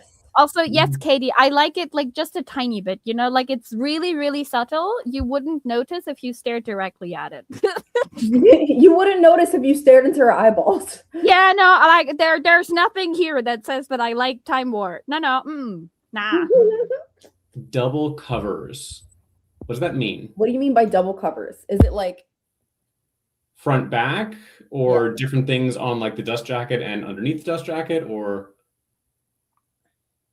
3 copies? Ukrainian hardback shitty translation. I understand. I have not seen the German hardback of Catabasis. Let's Google German Catabasis. I have returned. I've brought all of them now because I can. Amazing. So this is the French one. I'm gonna make you bigger so we can see your books. Ooh, okay. Okay, all right. Yeah, I like Title is that. differently translated. It's Les Oiseaux du Temps, which means the birds of time, basically, which I think is really fun. That's Mhm. cute. And you have the two birdies. Cutie. Then we have this is my normal paperback, but with a bunch of sticky tabs in it Cute. because I can. That's the one Then- I have. And then we have the Illumicrate like flip case situation. Beautiful. Oh, that's fun. It comes with 2 different editions of it. Yeah, look, so are fun. they adorable? That's I very love cute. them. And like on the back, you have the birds again, but like inverted and stuff. Yeah. I think they're so cute. Cute. That's a And good then one. we have the super duper special edition. Everyone prepare yourselves. Oh yeah, that's the one. Yeah, got. I've seen that one recently. Look, these So- are opened. These are opened like envelopes. You I see hadn't it? ever noticed that before. Yes, So I know. pretty. Isn't it amazing? And then we have the sprayed edges. Yes, and the And the inside is so beautiful pretty. Fine. And then the inside. Okay. Ta-da! I do have. I just forgot. I just remembered. I have the Goldsboro edition of The Incandescent by Emily Tesh. Ooh, I really Which want to is read like- that one. It's obnoxious pink, and then the sprayed edges are like black and white something. Yeah, I've seen like the original cover. Like there's one cover that's also like entire pink, and I really hope that this is the one that I ordered because it looks fabulous. It's very fun. I love pink books. Okay, I think they're great. I don't want like a million pink books, but like if they're gonna be obnoxious about it, like I like it. Right? Like if you commit, then you have my respect. Exactly. You got to commit to it. Yes. Emailing them a list of their mistakes is like incredible. I love that for you, honestly. I think that is entirely. We need to deserved. shame publishers to being better. We do. Okay. Oh, also the like Illumicrate ones have like a printed in signature of the 2 authors, but it's like cool. crossed over like this, which I think is cute. I like that. And Okay. I love this book so much. Wait, is this the German Catabasis? Like what? Or no? I've seen that version before. I think that's an ink. Is it this one? It's Fairy Loot edition. I don't know. Oh yeah, Rouge Bunny is fantastic. Bunny is fantastic. It's really fucked up and it's great. Also, can't yes, it read is it. obnoxiously pink as it should be. I want to read Mona Awad, but I know that a lot of their books have some of my triggers in it, so I'm just avoiding. That's fair. That's Yeah. fair. Oh, also one really fun thing about this like special edition is it doesn't have a rounded back. It has a flat one, Mm-hmm. which I really Yeah. like. Look how flat it is. Oh yeah, Did you just spank Flat. your book? I did. This is how I show love and affection. Silly. Okay. Oh, I feel like someone requested crabs for the next one. I think Sam requested crabs, so I am I gonna. think we were talking about crabs at some point. Yes. Yeah, I am gonna Are like you on a hold? set up crabs for the next sprint in a few Oh, minutes. also, I did obviously finish Slow Gods. First 5-star of the year, so Woo! I endorse very heavily. Everyone should read this. How are my AP kids doing? So tomorrow is an important day for them because I gave them a challenge to light a fire under their tushies. If I'm they sorry. can be at 50% of their portfolio done by tomorrow when I see them, Okay. I'm taking them on a free trip to the museum and to a cafe. Hmm. Well, that's very cool. Thank you. But if none of them meet the requirement, then nobody's going on the field trip and it's canceled. So balls in their Fair. court. That's fair. That's Like, fair. Okay. Yep. You know what? If if you work, got to motivate the kids somehow. If this is Mhm. the way they do their work, then this is the way they do their work. Literally, they were like free Yeah. food, and I was like, "It's up to you." directly dependent upon your actions. That is a threat. Say I hate Aaron. He's the bad guy. Okay, Which well book then are I you guess he's reading, bad Rouge? guying. The bad guy is bad guy. Which book are you reading, Rouge? Like, Yeah. where is Aaron situated? What? Yes. Listen, if buying them lunch gets them to pass this test, that is all I care about. It's money well spent. Like, I just want them to do well. Can you tell I'm desperate? Just a little bit, but like Just a you're little bit hiding desperate. it really, really well. Thank you. I've never been this desperate with a group of 8 people. Oh no. Please do your work, please. Oh no. Thank you. I'm trying. You are. We recognize your efforts and we salute you. I don't have Disneyland money. I have sandwich money. Do I even want to know how much it actually costs to go to Disneyland? I've been scared to ask ever I since. feel like tickets are like $115, $120. I think Disney World is cheaper than Disneyland, but that's about What's all I the know. difference? Disney World is in Florida. Disneyland is in California. Yeah. Also, Okay. Disney World is more logically laid out because Disneyland came first, and they just kind of like tried to acquire land in California, kind of where they could, and eventually kind of sprawled into what it became. Whereas Disney World, they bought a massive like plot of land and then logically constructed the park in this massive plot that they had already bought. So city planning 101. Right. Oh yes, the influencer book. Okay. Oh, that one. Yes, I see. got I it. see. Oh, okay. My phone is in the other room, so after we start the next sprint in a minute, I'll get to oh, my beautiful baby. Okay. Hell yeah. I have from Catabasis, I have the Broken Binding edition, which had a reversible cover, and I think that's really fun. Very nice. I just have the Pretty standard edition, Hell yeah. which also the standard edition for that book is also very pretty. So That is true. That It is true. Do you have the green cover? yes, and because I bought it in Canada, it came with. Hold on, it came with. Oh my gosh. It came with mysteries.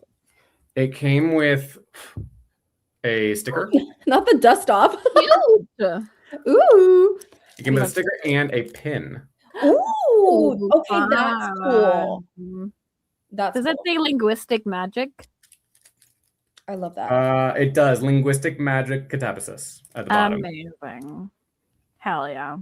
Love that. Yeah, We love goodies for our books. Listen, I love books. They are a reward upon themselves, but it's really nice when there's goodies. Yeah. Yes, this is very, very true. Also, Like- I think that when this next sprint starts, I'm going to go nap instead of reading. That is so fair. Does that mean you're leaving or you're gonna nap and come back? I don't nap that quickly, so I'm going to probably leave. Okay. Because I think Natalie did that one time where she's like, I'm gonna nap. And I was like, Are you coming back? "You're gonna do that." And she did. And she was like, "Yeah, I'll be back. Don't worry about No, it." I'm not a quick napper. I'm not a power napper. Like, if I'm going to nap, I'm like, cool, here's my 2-hour block. Yeah. That is same. so fair. Yeah. That is so fair. It takes me That's the forever to thing. actually fall asleep. That's so real. Like if I do like what people consider a nap, it's basically just me closing my eyes and pretending the world doesn't exist for 5 minutes. It's not sleeping. It's just Meditating? Sometimes well, I sleep, I'm not sometimes I thinking do of what you do. anything, I guess. Sometimes I sleep, sometimes I do what you do. Oh, wait. So you weren't here earlier. You missed it. Oh. What did I miss? I missed many things. I got a 3.5 pound weighted axolotl plush. I love her. She's perfect.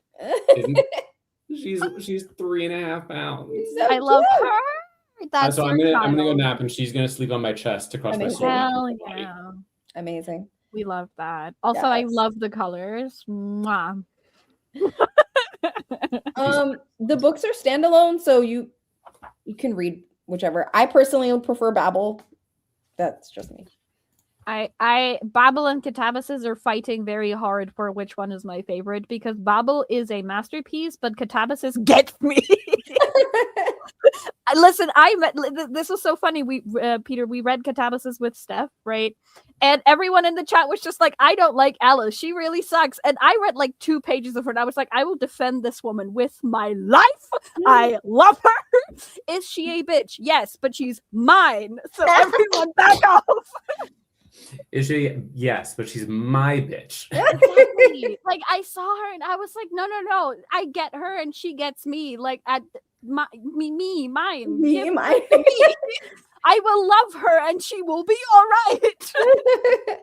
Thank you, Katie. It's a bagel. Well, maybe that's a sign, Damien. Have you had Thank you, bagels Katie. recently? You should have more Thank you, bagels. Rouge. Thank you, Damien. Rosie looking at the ceiling. 2 standalones, yes. Cute to the axolotl. With like R.F. Kuang, there's like a bunch of standalones you can read before you commit to any series, because the only series that she has is the Poppy War, if I remember correctly. Which I'm starting next month. I don't remember any other series. I hope you enjoy the Poppy War. The thing I will say about it is, be prepared. all of the characters are hyper melodramatic. Got it. Like I don't like any of the characters in that book. Okay. Understandable. I read the first book and then I forgot to continue. You know what? That's also fair. Maybe you can join the read along, I guess, because we're gonna read it as well. I love a lot of the world building and the magic and a lot of the themes and ideas that are in there. Like, a lot of it feels very Kwong. Like, it's really cool. You also have to remember that, like, she started writing these. She published the first book, I think, when she was 19. Yeah. So, like, the characters being hyper melodramatic, one, makes sense for who she was when she wrote it and the age Teenager. It also makes sense that she is providing, at least in part, a commentary on child soldiers. Yeah. So it makes sense. They're just like way lot for me. Got it. And like, I think it is important that she didn't also fully come into her authorial voice with these books. So like, you can't expect what she did with Catabasis to happen in the Poppy War. Not just because they are different genres, because they are, but because, especially with Catabasis, this is one of the reasons why I loved it so much. You can sense her authorial voice. It's really, really strong in that book, and it really works incredibly. She knows what to do with her words in Catabasis, is what I'm saying. She doesn't always know what to do with her words in the Poppy War, but that's okay because it works in the Poppy War. It's just, you need to have different expectations going into these books, that's all. Yeah. Also, Bat Eater is one that I've been hearing a lot of buzz about, so I've been wanting to read that one, actually. Yeah. I've heard really great things about it. Like, a lot of people have really loved that book. I will, Damien. I promise. We're about to start our next sprint. Yes, Katie, trust me. I might, depending on how tomorrow goes, I'll let you know. Very scared. I hate having to put my assertive teacher pants on. I understand that. I understand that. The struggle is real. Okay. All right. Peter, do you want to vote for a crab before you head out? Yes, and then you can let me know those smiles. Yeah, they are very terrifying. Do their eyes open when they walk? Yes. They pop out on like little stalks. It's great. I might have to actually like wait for at least them to start walking before I like leave just so I can see it. You know what? I'm gonna double down on green. So I'm going to go like a green one last time. I'm going to go with green number 3 this time as well. Yes, Sam, purple. We shall win. Their mouths kind of look like, Full Metal Alchemist? Yes. Yes. I know exactly what you're talking about. Oh my god. Yes. Crabs in the teeth. They're creepy. I think I'm going to vote. We got Full Metal Crabs. Not Full Metal Crabs. That is very bad. That sounds horrible. I think I'm gonna choose purple also. Hell yeah, the purple gang. He chooses blue. We got Full Metal Crabs, or we could say that we've got Pride Crabs. True. Yes. I think I would prefer that, even though it would still not be great given what Listen, Full Metal Alchemist is an experience, is all I'm saying. It is an experience. Also, Peter, before you leave, I need to read to you the quote that actually made me tear up in chapter 1 of Slow Gods. Okay. I read the first chapter and I was like, oh, so I'm fucked. Got it. Fantastic. That's Okay, give us amazing. your quote, and then we will start the sprint. Okay. So, like I said, this is like from the perspective, like backwards retelling perspective of our main character, right? And so he basically right now is talking to the audience of whoever is reading this document, whatever, yada yada, and so on and so forth. Let's go. However, I do appreciate that if left to my own devices, I can experience unwanted episodes. It would pain me deeply if my actions were to cause emotional or physical harm to those around me. In telling my story, there are certain things I should perhaps lie about. I am a dreadful liar. I should make myself a hero. Pretend I knew certain things before I did, was not used by strangers and gods, did not leave people behind. I should claim that I understand love. This last is most important, and I am trying. I am always trying. Is that not enough? No, we're always trying. I read that. I was like, "Oh, first chapter. All right, okay. No, what the fuck?" Anyway, everyone should read Slogot. I will not be responsible for any emotional damages that you incur during this book because No, I blame you and only you. I cried. So you know. I don't blame the author that wrote it. I just blame you. You know what? That's fair. I want to listen. I want Scylla to be an audiobook narrator so badly. Maybe 2026 will be the year for that when I have my tooth back. Or me. So, okay. No, like this book is everything, and it will make you cry. So I love crying in my books. Okay, I'm going to stay long enough to watch their eyes pop out and maybe provide a comment on it before I leave. That's the spirit. You need to see this, whatever abomination this is. Ready? Yeah. Yes. Go. Oh, that is creepy. Aren't they beautiful? Well, here's the thing. None of the eyes are looking at us. They're all looking up as though they're like it reminds me of like the little green men from the claw machine, the little green aliens from the claw machine. Yeah. Take me, take me, take me, take me. That's what it looks like. Yes. But with the mouth of Pride from Fullmetal Alchemist. That's an image none of us are ever going to get rid of. Nope. Like, it's just very creepy eyes. You're welcome for that image. Thanks you for dropping that. Bye, Peter. Bye, everyone. Have a good nap. Thank you. All right, off to sprinting. Woohoo!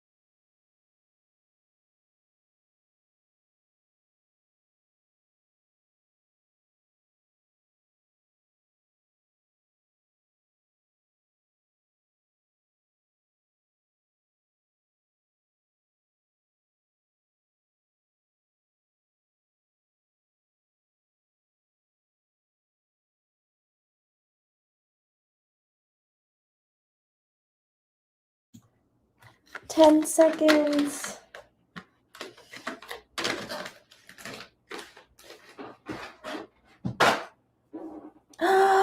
Purple crab. Woo! Let's go. We win. We needed to win something, Steph. Oh, yeah. Let's do this. Oh yeah. Yeah, I was on a losing streak today. Hell yes. Mirrors, would you like to say hi to our friends? Baby, Come here. baby, baby, we love you. Come here. Come say hi. Mirrors. She's like back and forth. She's like, well, I won't die. Well, I won't die. Ooh. Good job, Rouge. Hell yeah. So I was in high school. Oh no. Yay, finally win. You just got it. You just purple. That's it. Purple's Just go gonna win. purple. Yeah. It's no longer rigged. Nice. We can now stop the count or whatever. Ooh. Hello, ma'am. How doing? Come say hi. Oh, Baby. Sam, I think. Baby, love us. Baby, love us. You're being so scared. Hello. Oh, yes, that is important. Baby. That is important to say. She's no. so precious. Also, Ruth, I do believe that I was the one to tell you about Heaven Official's blessing. That might have been me. Apologies. I keep doing that to people. A baby. She is now laying here. I don't know if you can see. Hi, baby. She's such a sweet little baby. I think of that purple baby. What purple Which baby? one? There's like a couple, I'm pretty sure. Yeah. Wrote some fan fiction in my head. Amazing, actually. Hell yeah. Yeah. I love seeing like the ear pop up every now and then on your screen, Steph. It's just like, hello, I'm here too. Oh, hello, little baby. Oh, another video Yay. of the purple baby. I have exactly 100 pages left. Hell yeah. Yeah, shit's gonna go down now. Good luck. It is. Things are happening. I know. Things are happening, and simultaneously, I'm looking at Jade, the main character, like, baby, you're not freaking out enough. Yep. Mm-hmm. Repressed trauma will do that to you. Oh yeah. No, Hello, baby. you're stuck here now. The face is just like, mother, release me, mother. But now I don't have hands to press the buttons. It's okay. Goodness. No button pressing required if you have baby. It's very important. Yeah, mhm. Okay, here we go. We're gonna do this. We're gonna go here. No, I know. Hello, sweet lady. Oh my goodness. You're just a baby. You are just a baby. Tell them I'm just a baby. I saw this I think Lauren showed me like this funny reel recently that was this comedian was talking about their cat, and their cat was like 8 years old or something, and the vet was like, oh, your cat is geriatric, and the guy was like, are you kidding me? This is a baby. Right, baby on your stupid chart. Listen, I call my dog baby. He's the oldest dog we have ever owned. He turned 12 last year. Oh, the baby. 12 years old. No intention of dying ever. No. Which is really funny because he is probably the like most fragile dog we've had because so many things have happened to him. The list is very long. But like he just refuses to die, which is exactly how my like latest rabbit behaved, because he like I got rabbits when I was really young and they were siblings, right? And when they were 6, one of them died, or like, well, we had to euthanize her because, you know. And so we were like, okay, so the other one is nearly 7, right? And usually rabbits or, you know, bunnies get to be between 6 and 10 years old, give or take, in captivity. And we were like, okay, so we're going to get him 2 friends. So whenever he dies, The new ones are not gonna be alone. Mm-hmm. How'd that Guess work out? who survived? Just one guess. Wow. He Uh-huh. outlived them all. He outlived them He all. did. And the funniest thing is, well, it was a little bit sad at first, but like the comparison is fucking hilarious in hindsight. So at first, when his sister died, he was really sad. Like he looked for her, he kept searching for her, and he couldn't find her. Oh, Which was baby. why we were like, okay, like he definitely needs someone because he's very obviously lonely, right? Mhm.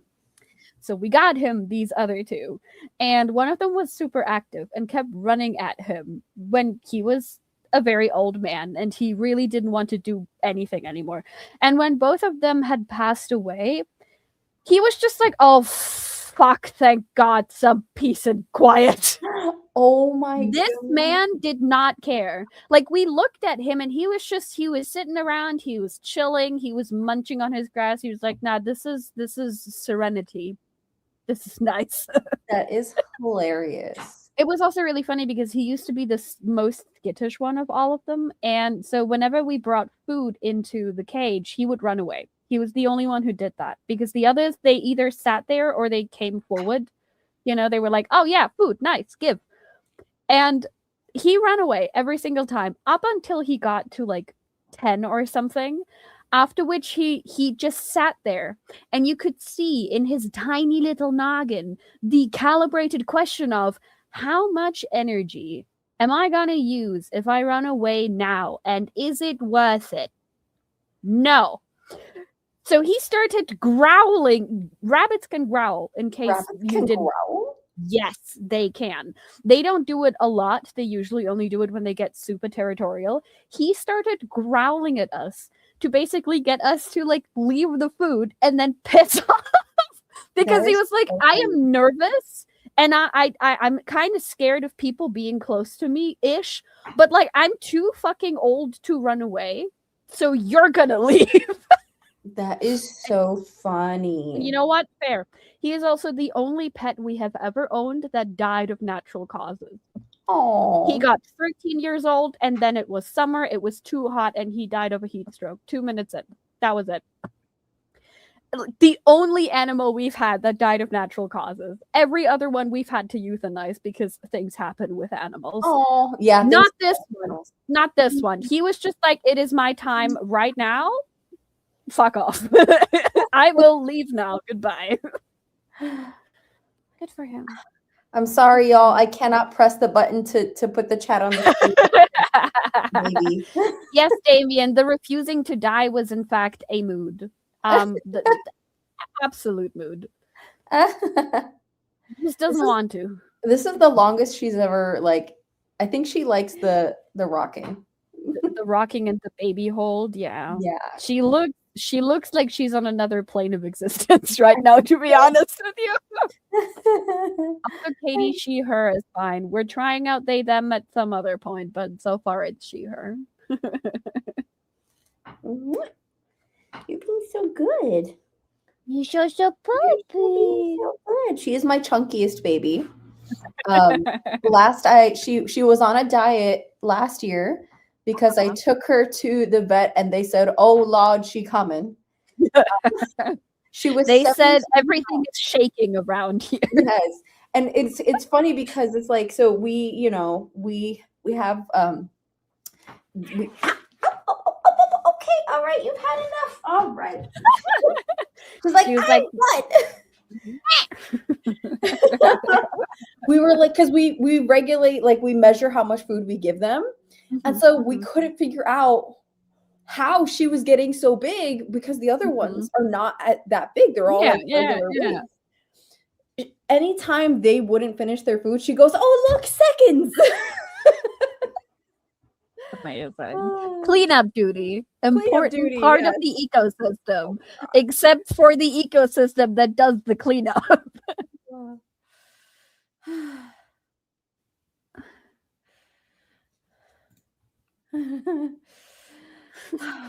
Oh yes, that's right. Rouge has guinea pigs. Guinea pigs. Listen, and this is why I have a cat wheel. Hell yeah. She's the only one who uses it, but she's food motivated. So she'll only use it when I dangle a treat from the top. Which is kind of defeating the purpose No, after a certain point. it is. That's amazing. Oh God. Animals are something, honestly. One doesn't click his beak in a big family. What does that mean? It means eat fast before your fam steals your food. I've always wanted to use a cat wheel for I mean, we did have one of our friends come over and they fit in the cat wheel. Amazing. I didn't ask them to do this. They were just like, hey, can I fit in there? And so they did. Yeah, that is a understandable response to trying to fit into just about anything. I've had a friend try and fit into our washing machine once, and she did fit. I also did not ask her to do that. She decided that she wanted to fit into the washing machine. Well, okay. In case you were wondering, none of my friends are neurotypical. Was it obvious? Who could have thought? It's like a really I tried this, Katie, and then what would happen was she would get upset that the other ones were eating, and she would try to bully them away from their bowls. And I was like, we can't do this. Oh God. So I ended up starting to, like, once they're done eating, food goes away. We're done. Yeah, that's fair. Hmm. See, there you go. I think you should try and fit into a cat wheel, Rouge. Enrichment time. I support it. We were on Magic the Gathering. That's honestly, yeah, that's what that does. That Yeah. is, yeah, it's the same thing with D&D. You look back at the things you did with your D&D party and you're like, what the fuck happened here? Yeah, you're like, how did we get here? We once had an entire like 40-minute conversation with one of our party members because she was a drow. And in case no one knows this, drows come from a place that is basically eternal twilight. There's no sun, there's no moon, there's no nothing. So first, we explained the concept of the moon to her. No understanding, nothing. Then we tried to explain the concept of the sun to her, even less understanding, and also disgust at this point because she really didn't like that. It didn't help the fact that the party we are in there is set in Barovia.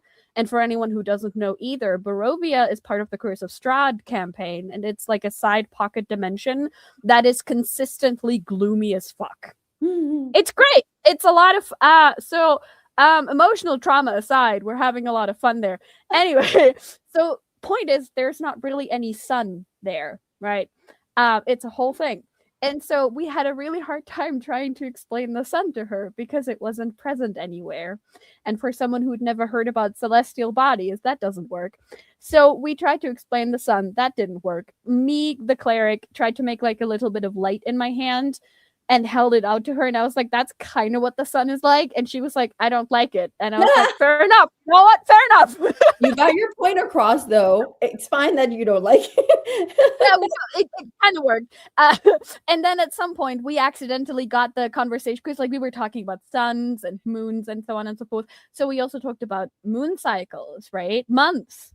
Which led us to years, which accidentally led us to, oh, by the way, like none of us are from like super long-lived species because we had a human paladin, oh God, what's our barbarian? I don't remember, but definitely not a long-lived species either. And my cleric is a fallen ASMR, which are basically, they have the same-ish lifespan as humans, kind of.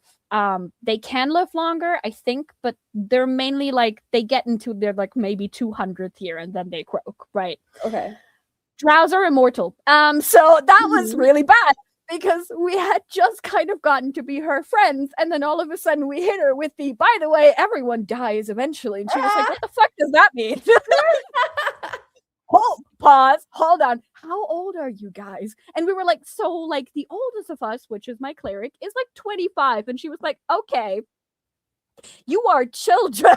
Yeah. She's like, and you're telling me you're gonna die when? And we were like, oh, yeah, you know, like in like about 75-ish years, give or take, some of us sooner than others. And she was like, well, no. And we were like, well, yes. So, I don't anyway, it was a really long discussion, and our DM was like, so I technically had something planned for this session, but we didn't get there because you were yapping, and we were like, we are sorry, but not really. That sounds about right.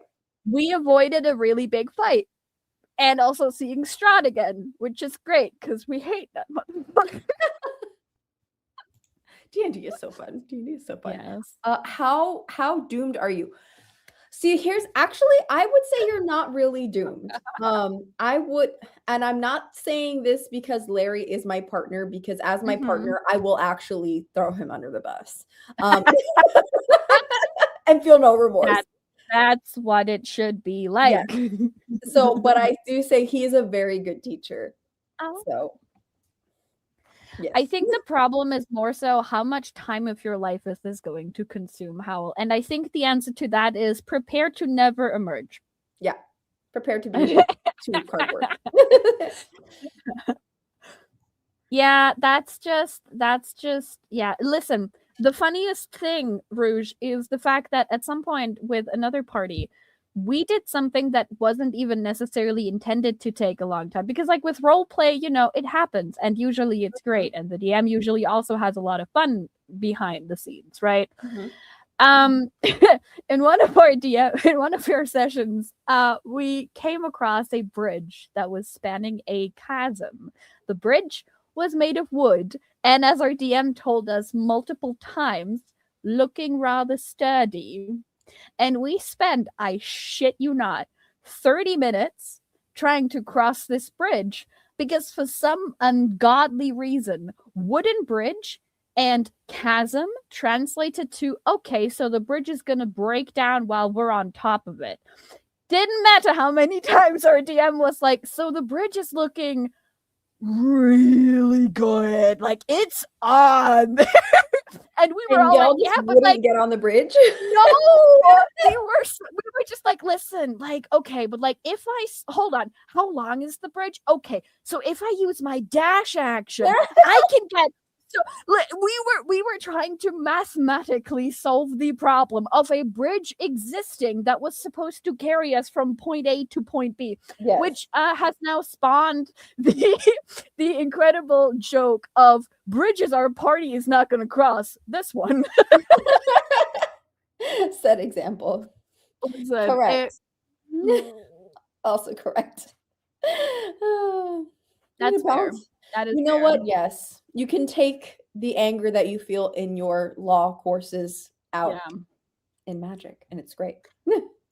Also, you know, you use your brain, but you use it for fun things. Yes. So balance.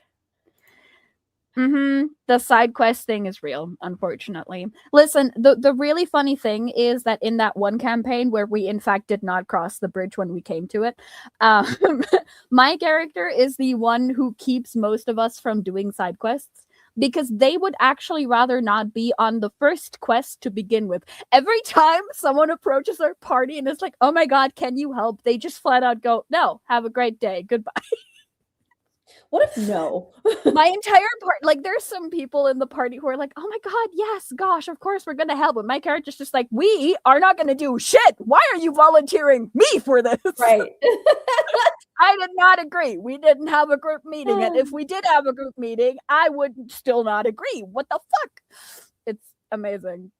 It's especially funny because, like I said, they didn't want to be on this quest to begin with.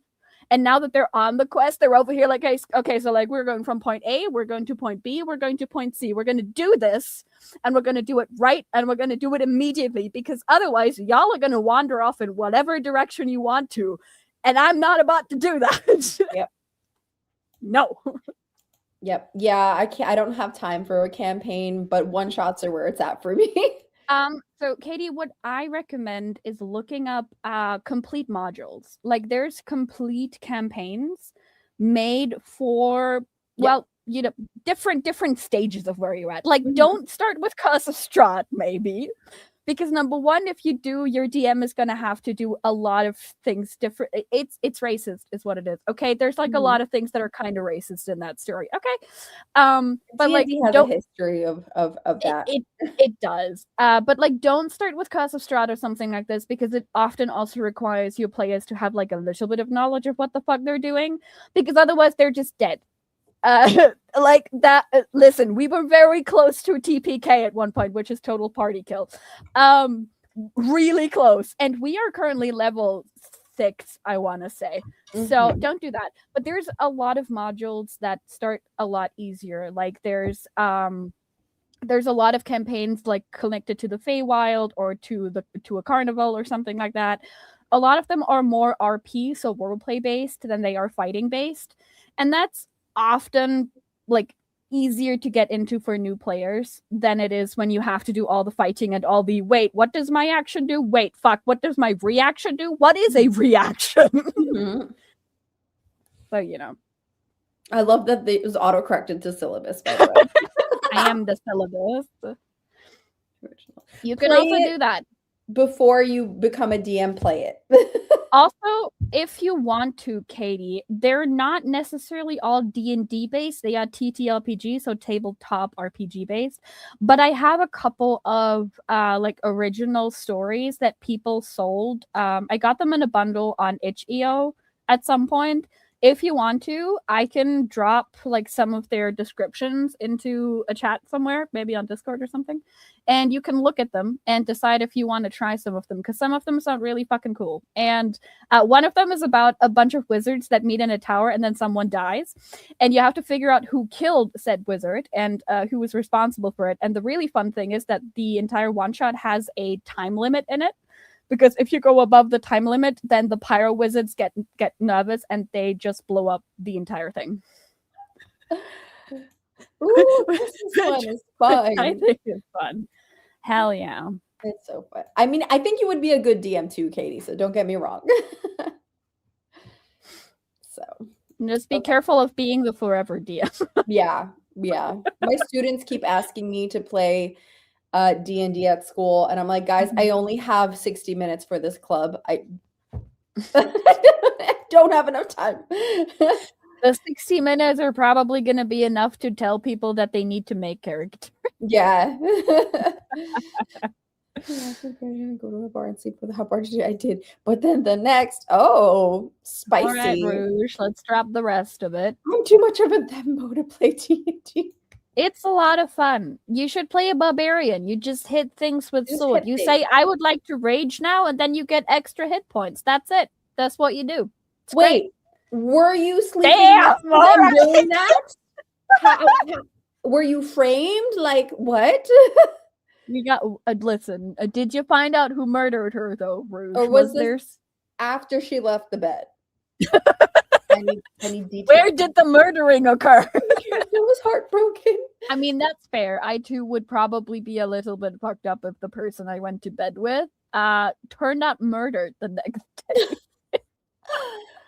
Oh goodness. Okay, so how are you feeling with sprinting, by the way? Are you good to keep going, or? Yeah, I'm okay. I have nothing planned for tomorrow except I want to film like a video and read. So nice. What video are you trying to film? Probably want to talk about like general goals for 2026. Nice. The whole I'm not gonna do a haul versus unhaul thing, though I am keeping track of that just for me. And that I don't want to buy as many books anymore because the buying is the problem and not the reading. Yeah. Tell me about it. Listen. I read so many books last year and my TBR went down by 6. Okay? Wow. That's wild to me. And I read over like 300 books? I read 324 books and my TBR, my physical TBR went down by 6.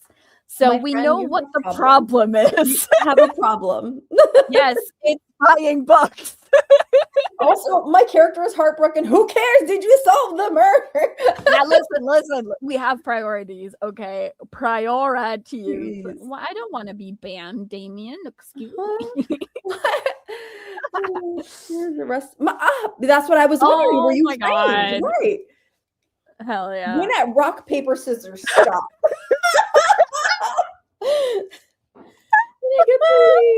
Honestly, that's amazing.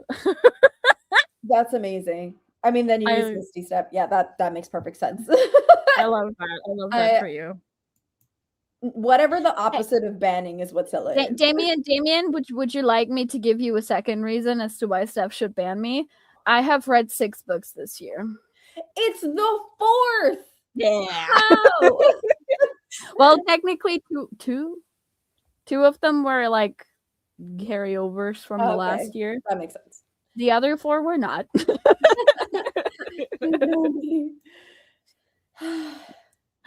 Oh, damn, the spicy. drama seconds. Damien's I read love 4 that, books this honestly. year. Yay.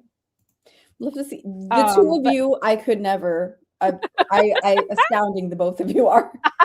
But my yeah, goal this year is just to have space on my TBR shelf. Period. That's so Because fair. right now it's overflowing. Honestly, that is in fact a problem that I understand and sympathize with. Yeah. And another one that I really want to do, I don't have the books here right now, but whatever. So there is I now own like hold on, how many? 18 Chakra Press books, which is a publisher, the publisher that focuses on translating Latin American authors. Nice. Into English, and I got 2 of their bundles. 2? No, I think more than that. Whatever. Point is, I got some bundles, and I also got the one where I get their 2026 releases a bit sooner than they drop. Nice. So I have 2 of those right now, and my idea is to try and read them in the month where they are supposed to come out, and then do review things. Cool. That's a plan. We love it. We love it. Hell yeah. I couldn't tell you word count if I tried, Katie. I'm gonna be so for real. I can tell you pages and we can go from there, but that's it. I have, hold on, how many?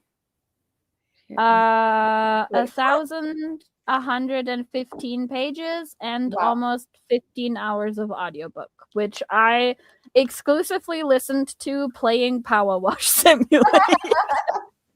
Which I'm still obsessed with that for you, by the way. I swear to God, I throw on the game, I throw on my audiobook, and then I'm just washing away. It's really funny because the first audiobook I chose was Ghost Station by S.A. Barnes, who also wrote the, what's it called? Dead Silence. Yes, that one. And so Ghost Station is kind of like similar-ish, similar themes of like space. Creepy. Are we hallucinating or is something else going on? And so, I was power washing this like little playground. I was like, oh my God, the dinosaur, what's it called? Slide. The dinosaur slide is looking really nice and pink right now. Meanwhile, my audiobook was, so yeah, like he's dead right now. I was like, oh, okay. Yeah. You see that slide though? What?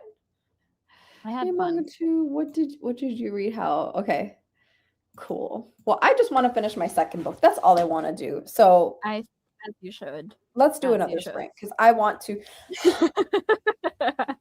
Okay. Here we go. Let's see. What should we do? Did we have any other requests? I think we did all the requests. Let's do. Oh, I'm feeling emojis. Ooh, what we got? Cute. Do them. Ooh, Summer Hikaru, that is a great manga choice, Howell. I support it. You should also read This Monster Wants to Eat Me. It's monster romance-ish, but sapphic. Ooh. I need more people to love women. Yes. Because I love women. Oh, Jesus Christ. Okay, I'm the crying emoji because that's apparently the one I react with the most on Discord. Facts, though. I kind of like number 1 being like, I'm neutral. Yeah, that's fair. He's just existing in another plane of whatever. Correct. How? Yes, that is I'm my favorite things ever. Yes, blue flag. Crying emoji is also Katie. Going for 2 because me. My face is also me though. Number 4 has a cold, it looks like. Okay. I think the popular one is number 2, but that's fine. Okay, ready? Set. Wait, Scylla, are you frozen? Oh no! I think Scylla's frozen. With 700K. Wow.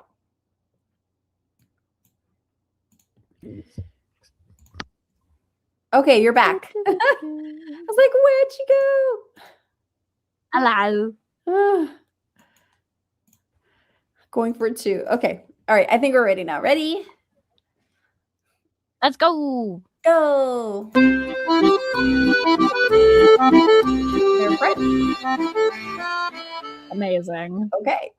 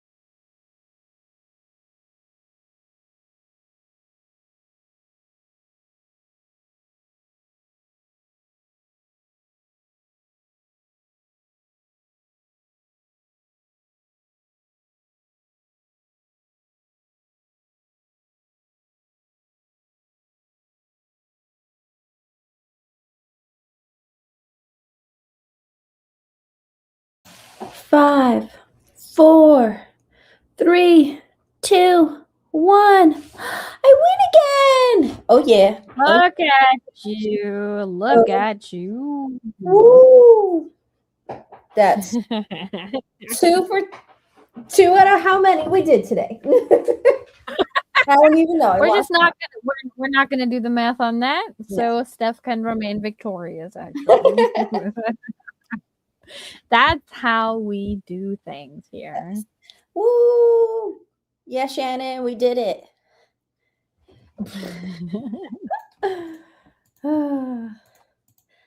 Oh my gosh. I ended up doing art during that sprint. My brain was like, reading, art.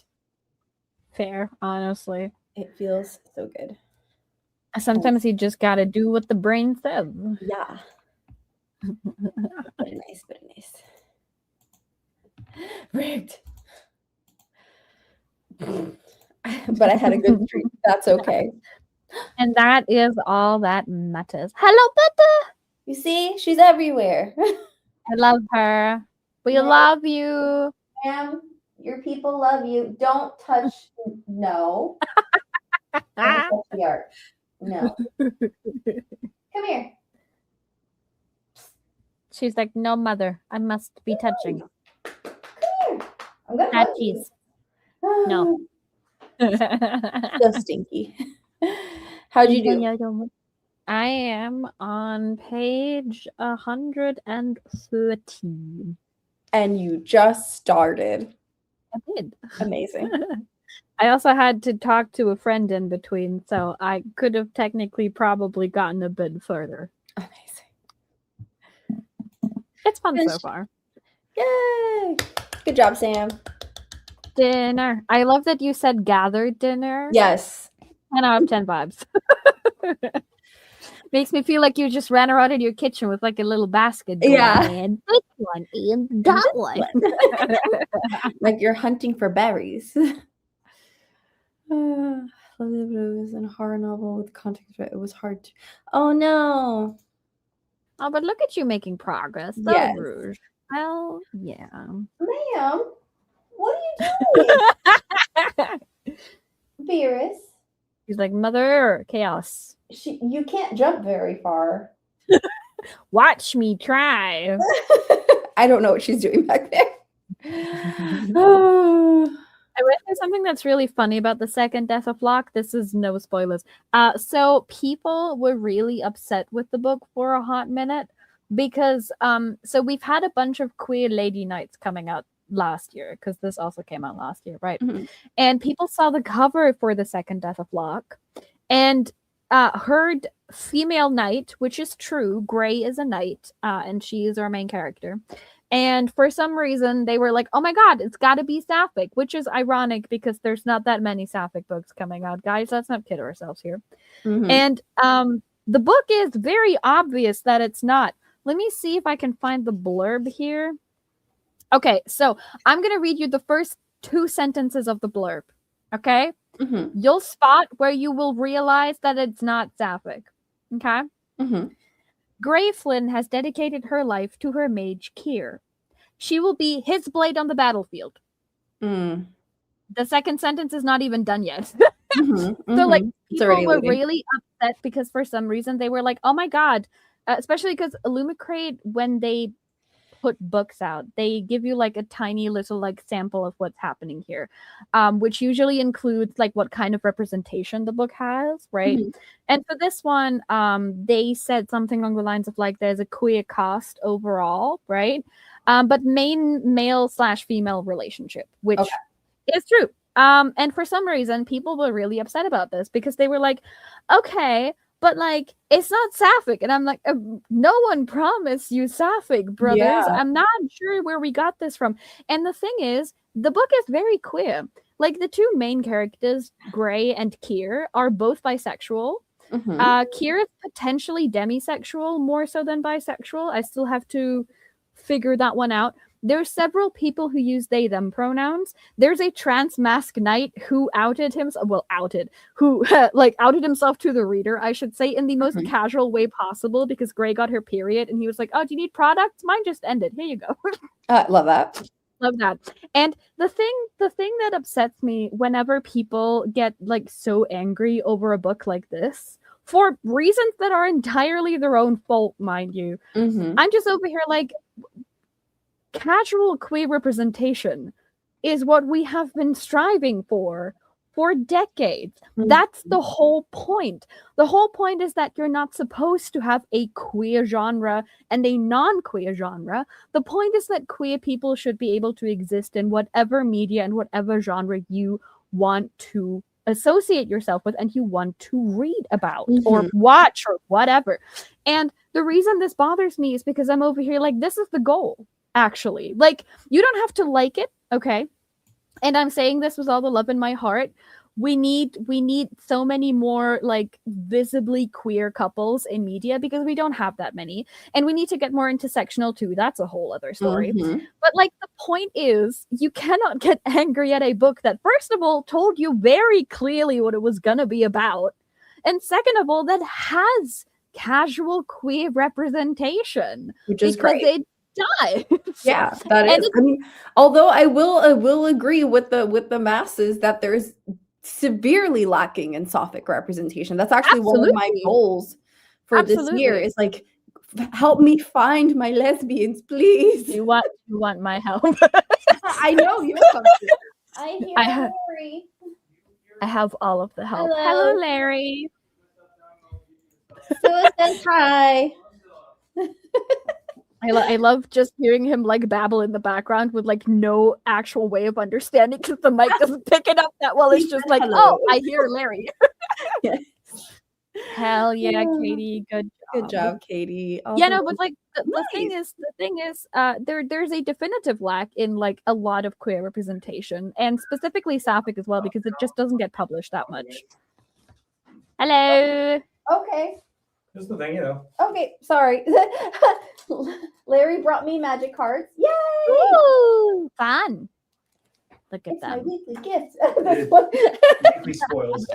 Wait, okay, which ones can I open? All of them. I can open all of Yeah. them? The only reason Wow! you couldn't open the Avatar ones because otherwise you'll be spoiled. Oh, that's true. Okay. Oh, okay, wait, I'm gonna open magic cards on stream, if that's all right. Yeah. Look at some pretty cards. Okay. Hello. Yeah, I'm just. Hello. Okay. Scylla, I'll let you choose. One, 2, or 3. I'ma go 1. Ha, I'm feeling it. we're doing that one. Okay, I'm Let's gonna make go. myself bigger. Yes, please. We need to see the cards. See. Yeah. Oh, wait. Yes, I did do laundry. Katie saying hi. I'll jump Hi. back up in a bit. How are you? Hi, Larry. Yana! So Yay, cute. card unboxing. Hi, Larry. Okay, I'm trying to drop it. All right, here we go. Let's Cards. open some cards. And then we can all ooh and ah together. Oh yes, that's the spirit. Here's my cactus boy, Bristly Bill. You want to catch? Beautiful. You'll see. Okay, this is failed fording. Fjording. Fjording? Fjording. That's not how you spell fjording. Ooh, Outlet. Wait, is there no J? No, there's no fjord. I'm thinking of fjord, it's not ford. Irascible Wolverine. Erasable. I feel that one. I feel that one. That's Angry me. Wolverine. Oh, a cutie pie.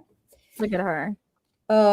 Ew, a bugaboo. Not the cactus. It's a cactus bugaboo. We don't like That's amazing. deserts dew. Ooh, look at the shadow daddies in the back. Zaddy. Danger. Danger. What's this? Conduit pylons. Ooh, Okay. okay. The electricity. What else we got? Oh, what the heck is Hello. happening there? Is zapping out their spirit? Ariet's Lullaby. It's one of the ones from the fairy tale world. Okay. Wrangler of the Damned. Oh. He can wrangle me any day. Wait, what? Who said that? Not me. I would never. I think. Yeah, I don't think it was the word that Larry was thinking of. Looks like Zach. Ooh, she's pretty. Hello. Blood Hello. hustler. Hi. How you doing, ma'am? Matt. Scylla's like, mommy. Not Listen. Dust Animus. Ooh, that one's cool. Ooh, that one's fun. Wow. Wait, that's light, right? Huh? Ooh. Ooh, that's There's cool. Mission. I like this one. Cute. Why does it say prosperity up there? Is that like a specific So like deck it's or supposed something? to emulate a newspaper. Oh, that's cool. Yeah, because this is from the cowboy set. Ooh, I love it. Prosperity Tycoon. What the heck is that? A foil or- Huh? Is it a foil? It's Yes, it is foil. a foil. Mhm. It's shiny. Shiny. And a a forest. forest with That also cacti. shiny. So pretty. Oh, so pretty. Ooh, I love him. cutie. Just a baby. She can hustle my blood. Says the Right. guy fainting over blood draws. Okay. Hey, but like you can dramatically faint into her arms, Damien. I'm just Hilarious. Okay, that was one. Actually, only need one thing from here. Okay. All right. Here we go. Next one. So, 1 or 2? saying. 2. Yes. Okay. Dun, dun, dun. I love being a part of this. It makes me feel very important. You are very important. Yay! All right, what we got? What do we got? We got Take the Fall. Okay. Oh, all right. All right. It's A heist is happening. Hoist. Take up the shield. Oh, it looks Ooh. like a badge. Interesting. We got Iron Fist Pulverizer. Hell yeah. Ah, Oh wow, that's a lot of mana. it is a lot of mana. Dance of the Tumbleweeds. That's me. I relate to that. I I relate to that. I will be tumbling everywhere. I'll take whatever you want, sir. Literally me. Rooftop Assassin. Ooh, hello. Hello. fancy. Ooh, holy cow. This is my favorite so far. Yeah. Ah, Ox Angel is crazy.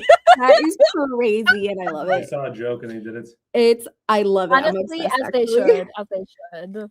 Eartha Joe, Frontier Mentor. Okay. Mhm. Okay. All right. Yeah. Yeah. I'm in need of mentoring. Bounding Felidar. Ooh. I love them. They're Look so at the cute. baby. That's just a baby. That's a big kitty. Look It at is a the big baby. kitty. It's giving Mistborn. Rooftop. Of course. This is and the holy cow. Yeah, Lion that's the King. vibe here. That's the vibe here. It is giving Lion King.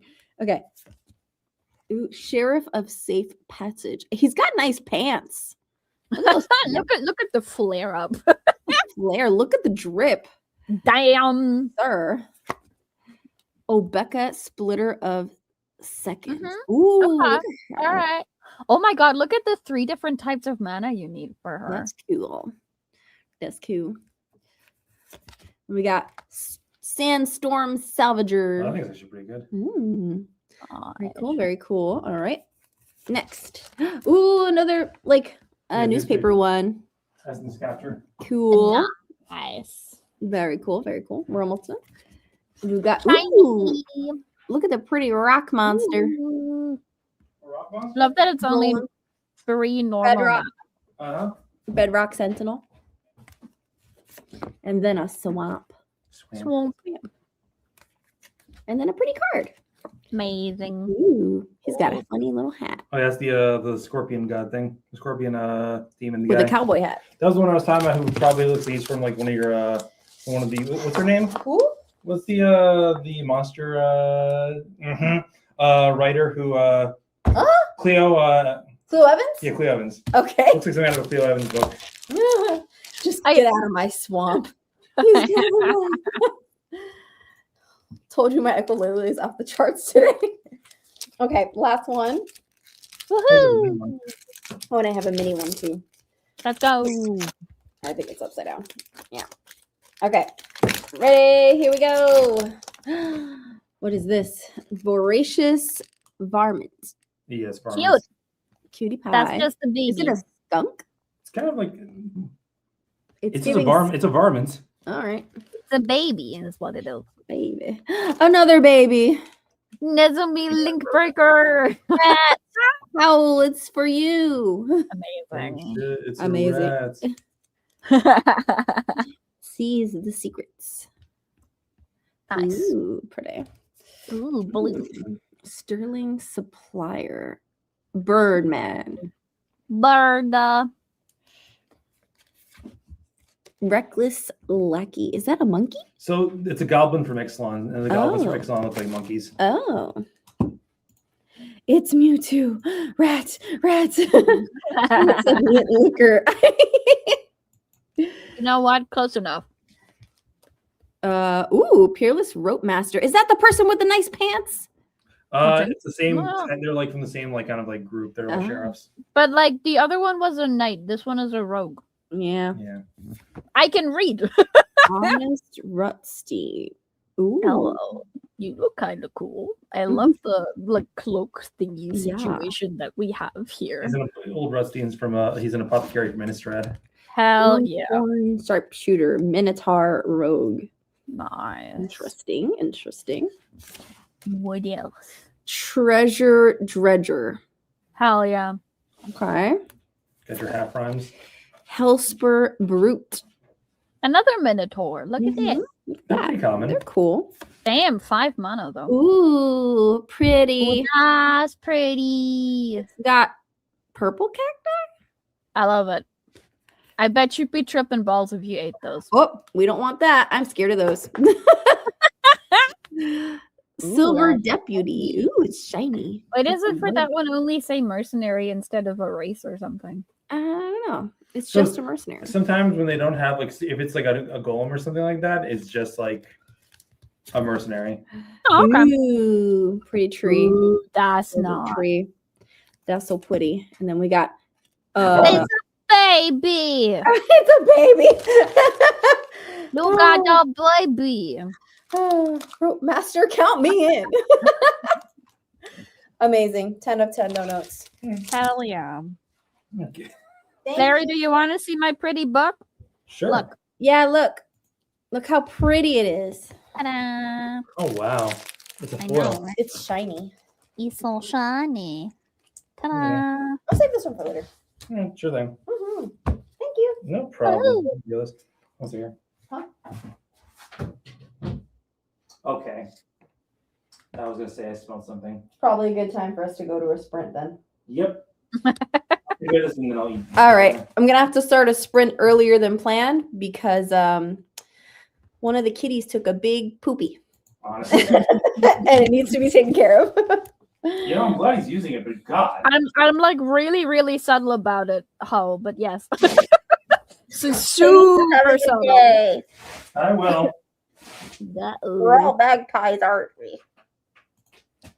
I'm really subtle about it, Ho. Question for Scylla? You wouldn't even notice if I didn't consistently talk about women.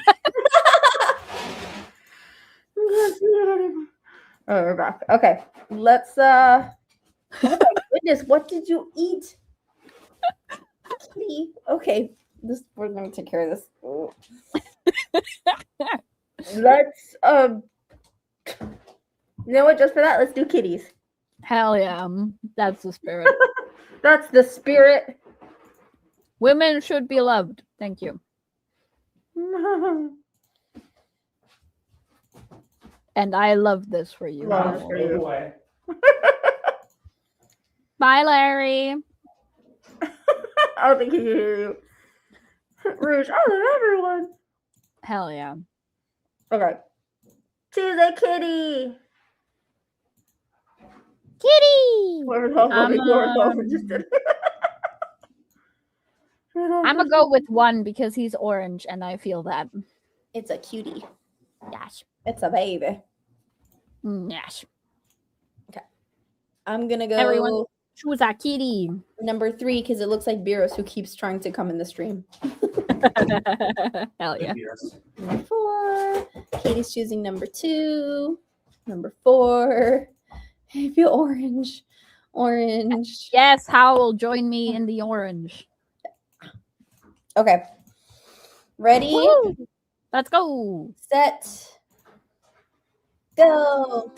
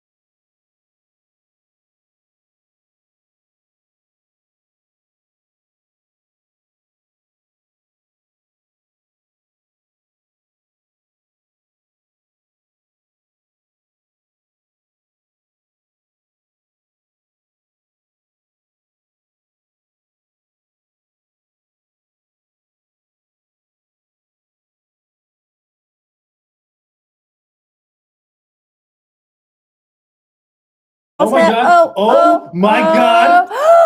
Yay! Oh yeah! How'd that happen? Oh yeah! Aw, my poor orange kitty. That's really funny. I wanted to bet on one that wasn't ahead at the moment because I feel like I'd be cheating. Well, then he bet on that one right before the race ended. Hi, Larry. Hello. I just finished an artwork and I feel so good. You want to see? Yes, always. Excuse Oh. me. What kind of question is that? Sorry, Rouge. I didn't mean to scare you. Okay, hold on. I gotta unplug you real quick so I can take you to the other wall. I shall be unplugged. I feel very unplugged. Oh no. Oh. Okay. You're doing great. Thanks. I'm gonna make it bigger so it's easier for me to do this. Okay. Hi. Hi. Hello. I just did this. Wait, how can I do it? Amazing. Ta-da! It I made love that it. cherry. Oh wait, my shadow's in the way. There You we did go. that. That's amazing. I did that just now. Oh my god. I love the cherry pit that you can see. Oh, thank you. It took so long. Are you okay over there? It took forever. Amazing. Okay. I'm back. Good job. Yay. Woohoo. How'd you do? I got into a conversation with a friend, so I didn't read the entire time, but I am on page 118. Very nice. So this far into it. I am not at the halfway point, but I think I'm getting closer to it. Very nice. Hooray. Very cool. It is still so pretty. Like, I cannot get over this naked hardcover. Stunning. I think it's so nice. Like, okay, so I think the book has a very typical problem that I see with a good amount of fantasy releases right now, which is that it is really hard. And like, I mean, you know, kudos to these authors as well, but it's really hard to write a fantasy world without info dumping. Mm-hmm. And the problem is I am used to fantasy from like the 80s that didn't do that. But that's also partially because they were allowed to basically run for however long they wanted to. So you have series that are like 10 plus books sometimes. And they get to just build things up. And I feel like we are losing that art as fantasy authors sometimes, and it kind of sucks. Yeah. So like there's instances where I'm over here like we could have delivered this information differently, and also we didn't really need it that desperately. We could have like, okay, so the basic premise of this book is that we have these like different countries. Hold on, how many do we have? 1, 2, 3, 4, 5. So we have 5 different countries, and we also have the island of Locke, which is an island that like magic generates from basically.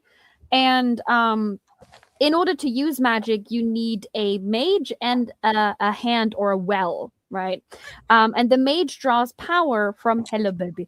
The mage draws power from the well in order to do the magic. And the source of magic is this island of Locke, but 16 years ago that was destroyed for reasons we don't yet fully know or understand. We don't need to know or understand them. That's fine. And so now magic is fading. We don't have any new wells that are being born, and so we have a problem because the mages can't really do a whole lot with their magic if they don't have wells to draw from. It's a problem. And so because we have these different countries, and they all struggle with each other because they all want to find the last lost or deemed lost heir of Locke because they want to fix the problem, which fair enough.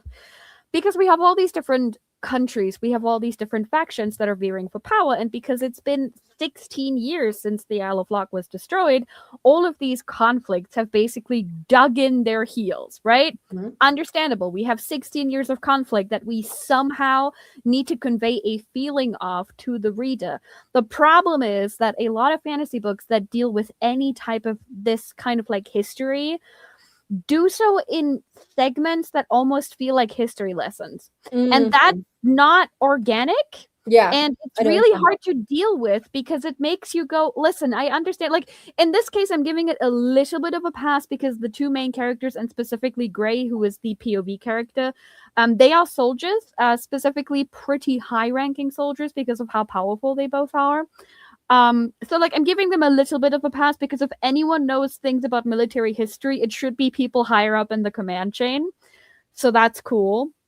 However, I'm still sometimes over here like, listen, I think it's great that a lot of fantasy has become more accessible to readers, but I really miss when I was confused for more than half the book, okay? Because at the very least, you didn't spoon feed me Yeah. information that I didn't need right You're like, "Just now. let me be confused. It's fine." Right? Like, for example, a character has been revealed to be the heir of another, like, country. I'm being specifically vague because I know some people want to read the book, and I do Yeah, I was recommend it. actually Right. I was tempted, yeah. I think it's a good book. I'm having a good time. It's just I wish I had a great time. You know what I mean? Anyway. Yeah. And like, you know, Reasonable. like someone was revealed to be the heir of a specific country, and we immediately followed that up with like half a paragraph of like kind of explaining some stuff here, and I was over here like I didn't need it. I really didn't. I can grasp implications. You don't need to give me a spelled out reason as to why something should concern me. I can figure it out. And if I can't, so be it. I like drowning. Don't throw me several landlines. I don't need it. I'm fine drowning. Listen, like, I keep coming back to one of my favorite fantasy authors will always be Tat Williams because his books don't work on their own. He doesn't write standalones. He cannot even write trilogies. He tries and he always fails. It's really funny. It sounds like it's not going to be for me, actually. He has 4 big series, and every single one of them he tried to make into a trilogy. Every single one of them is 4 books. It's gotten to the point where he promised with the latest series that he was going to give us a trilogy. And then my newsletter read, unsurprisingly, it's not a trilogy anymore. Yeah. And everyone was like, yeah, listen, it's fine. But like the thing that he does with his fantasy world is he doesn't explain shit to you. Well, he does the more you move on. But like a lot of the stuff is explained either really organically because the characters also have no fucking clue what goes on, and then they have someone in the corner being like, hey, so pay attention. Mhm. Or you just have to figure out the conflicts while things are happening. Like, for example, in his Austin Odd series, there's also a couple of countries that have like a rather loaded history with each other because the history of this continent is like way more than 1,000 years old. Mhm. And there are some moments where characters explain things to each other, which is fine. But then there's also moments where you just have to gather the tension between these two parties that are currently talking to each That's other. how you figure it out. Yes, and I miss that type of writing. And I'm really sorry to say this because I am the first one to say that I love current day fiction, and I think people who consistently discard current day fiction and say, oh my god, it was so much better previously, are wrong, flat out. But it was much more common to find older fantasy that didn't spoon feed you information. And now this is not just a fantasy problem. This is a problem all across genres, unfortunately. Yeah, because I was just thinking it happens in sci-fi too. It happens everywhere, and it's so exhausting. It does make the books that don't do this like little gem that makes you go, oh my god, what the this is amazing, which, you know, is good for those types of books. But it's such a shame because I'm over here like, listen, I understand that this type of storytelling is really difficult, and as an aspiring author, I am trying to work towards that, and I can tell you right now, it's gonna be difficult because it is, right? You need to give readers a sense of familiarity with something without info dumping at them. That's hard. It is hard. It is hard to do that, and you're gonna lose some readers over this, which is fine. It's just, I wish you would try. I really do. I feel like you should make a video about this, actually. I should, probably. You should. I think you just gave us a video about it, actually. It's like a mini TED Talk of like, listen up, folks. I am unhappy. Oh, Casper the Kitty was a good name. I was reading my journal. Oh, nice. Thank you. Thank you. I have a couple art shows deadlines that are this week, so I'm gonna try to be applying for some things. Yes, Oh. please do. Oh, I will take a look.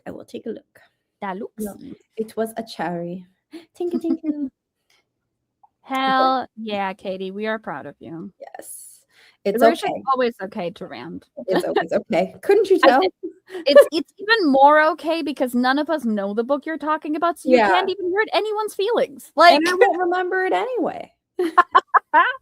that is very fair. Yeah, which is actually good for me that, like, unless it's the twist in a thriller, I'm actually really good at watching other people's book reviews that are semi-spoilery because I'm like, Mhm. I won't remember it anyway.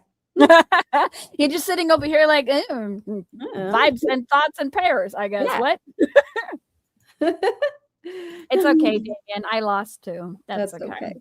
Yeah, and I know it's getting late where you are. Kind of, yes. So I think the next one might be my last one. That sounds good. It's a good I place think to that'll allow me to definitely finish part 2, I think is what I'm currently reading. Which was a goal that I set for myself because then I'm at flat page 200, which is nice. Amazing. Also, look, the parts look so pretty. Look. Pretty. It's very good. So pretty. But yeah, like I am enjoying this book. It's just that it has a very typical problem right now. This is like one of the reasons why I like Flow God so much, because while it explains things to you, there's a reason why. Because it's a fictional memoir of sorts, right? But it's not like spoon feeding you all of the information either. Like you have to figure a lot of this stuff out for yourself, or you just have to have emotions about it. There's so many emotions. But like, you know, in everyday books that are just following a character, I'm over here like, I didn't need that information. Yeah, you're like, just let me follow the character and figure it out. Stop. Listen, you told me that there's different countries. I'm assuming there's war between the countries. Otherwise, we wouldn't be following 2 soldiers. I can figure out the rest. I'm a grown girl. I can do I'm a big girl. Exactly. Listen. Let's see where POV. It's hard to know what's a spoiler and what's not. Okay. Yes, please. Good for you, Katie. Nice. Good for you. Now read next spring. I'll take a break and get ready for bed. Read 103 pages. We love it for you. I am going to be reading more tonight. Probably during the next sprint, I'll read a little bit. Hell yeah. How many pages do you have left? Did you not read at all in the last 2 sprints? No, I didn't read during the last sprint because I was literally like, I can finish this before the time runs out. I was speeding to finish this. So you were stuck. Yeah, I was locked in. Literally had like 30 seconds on the clock when I finished. Yeah, I still have 100 pages left. So nice. How many pages does your edition have, by the way? 400, I believe.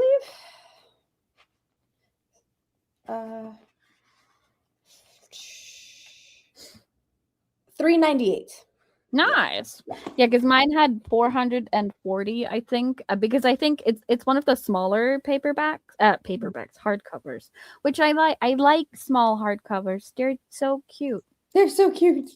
They fit into my hand. This is not a small hardcover. No, that's a brick.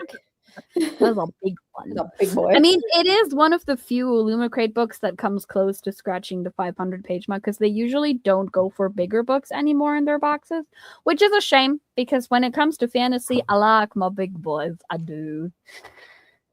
Hi, Katie.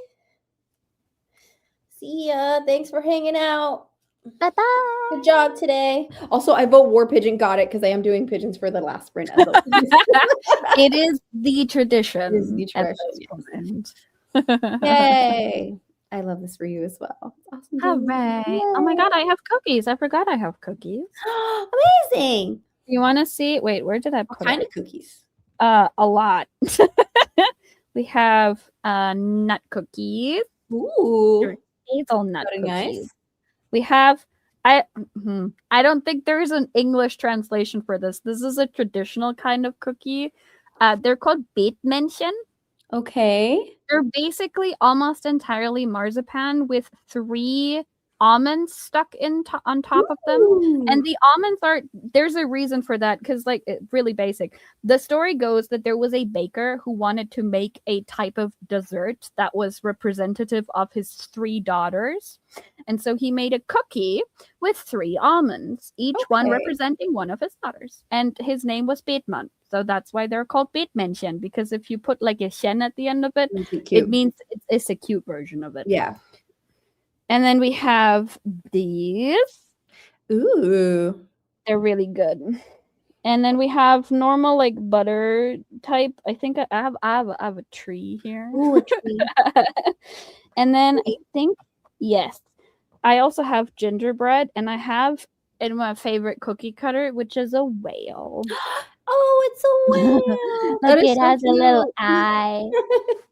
I love this for you. Yes, You it's deserve my- all the cookies. Yeah, Yes. Some yeah, cookie sounds really good. that is true. Yeah. But yeah, I also like Beetmännchen. They're like really, really soft. They're basically like there's like a tiny bit of like flour in it and stuff, but it's basically almost entirely marzipan. Nice. That's awesome. I love marzipan. Oh, it's No, so Rouge, cute. don't be sorry. That was an excellent pun, and I love it. Whale of a time. Wait, I gotta slap my knee. There we go. Beloved blue head. Okay, yes. We will do. Is it okay if this next one is a little bit shorter? Yeah, sure.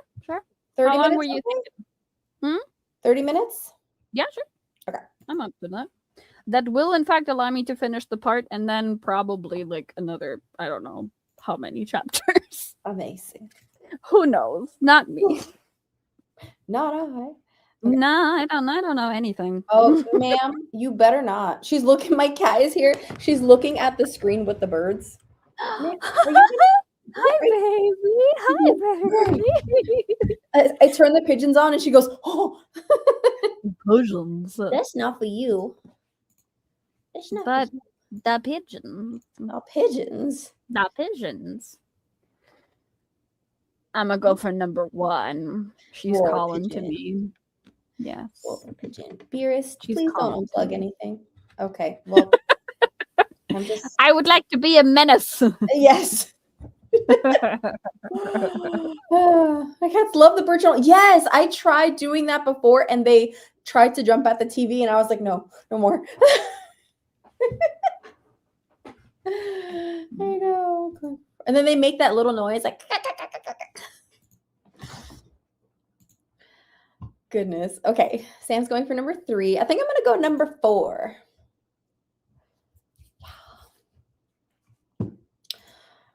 Okay. How are your cookies? Oh no, I think she froze.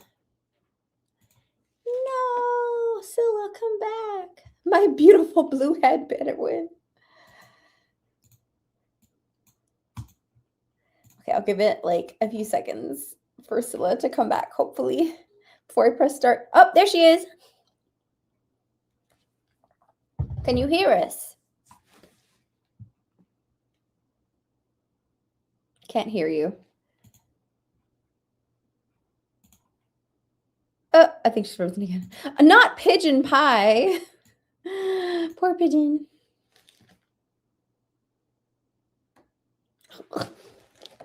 Jamie, you're silly. Can you hear me now?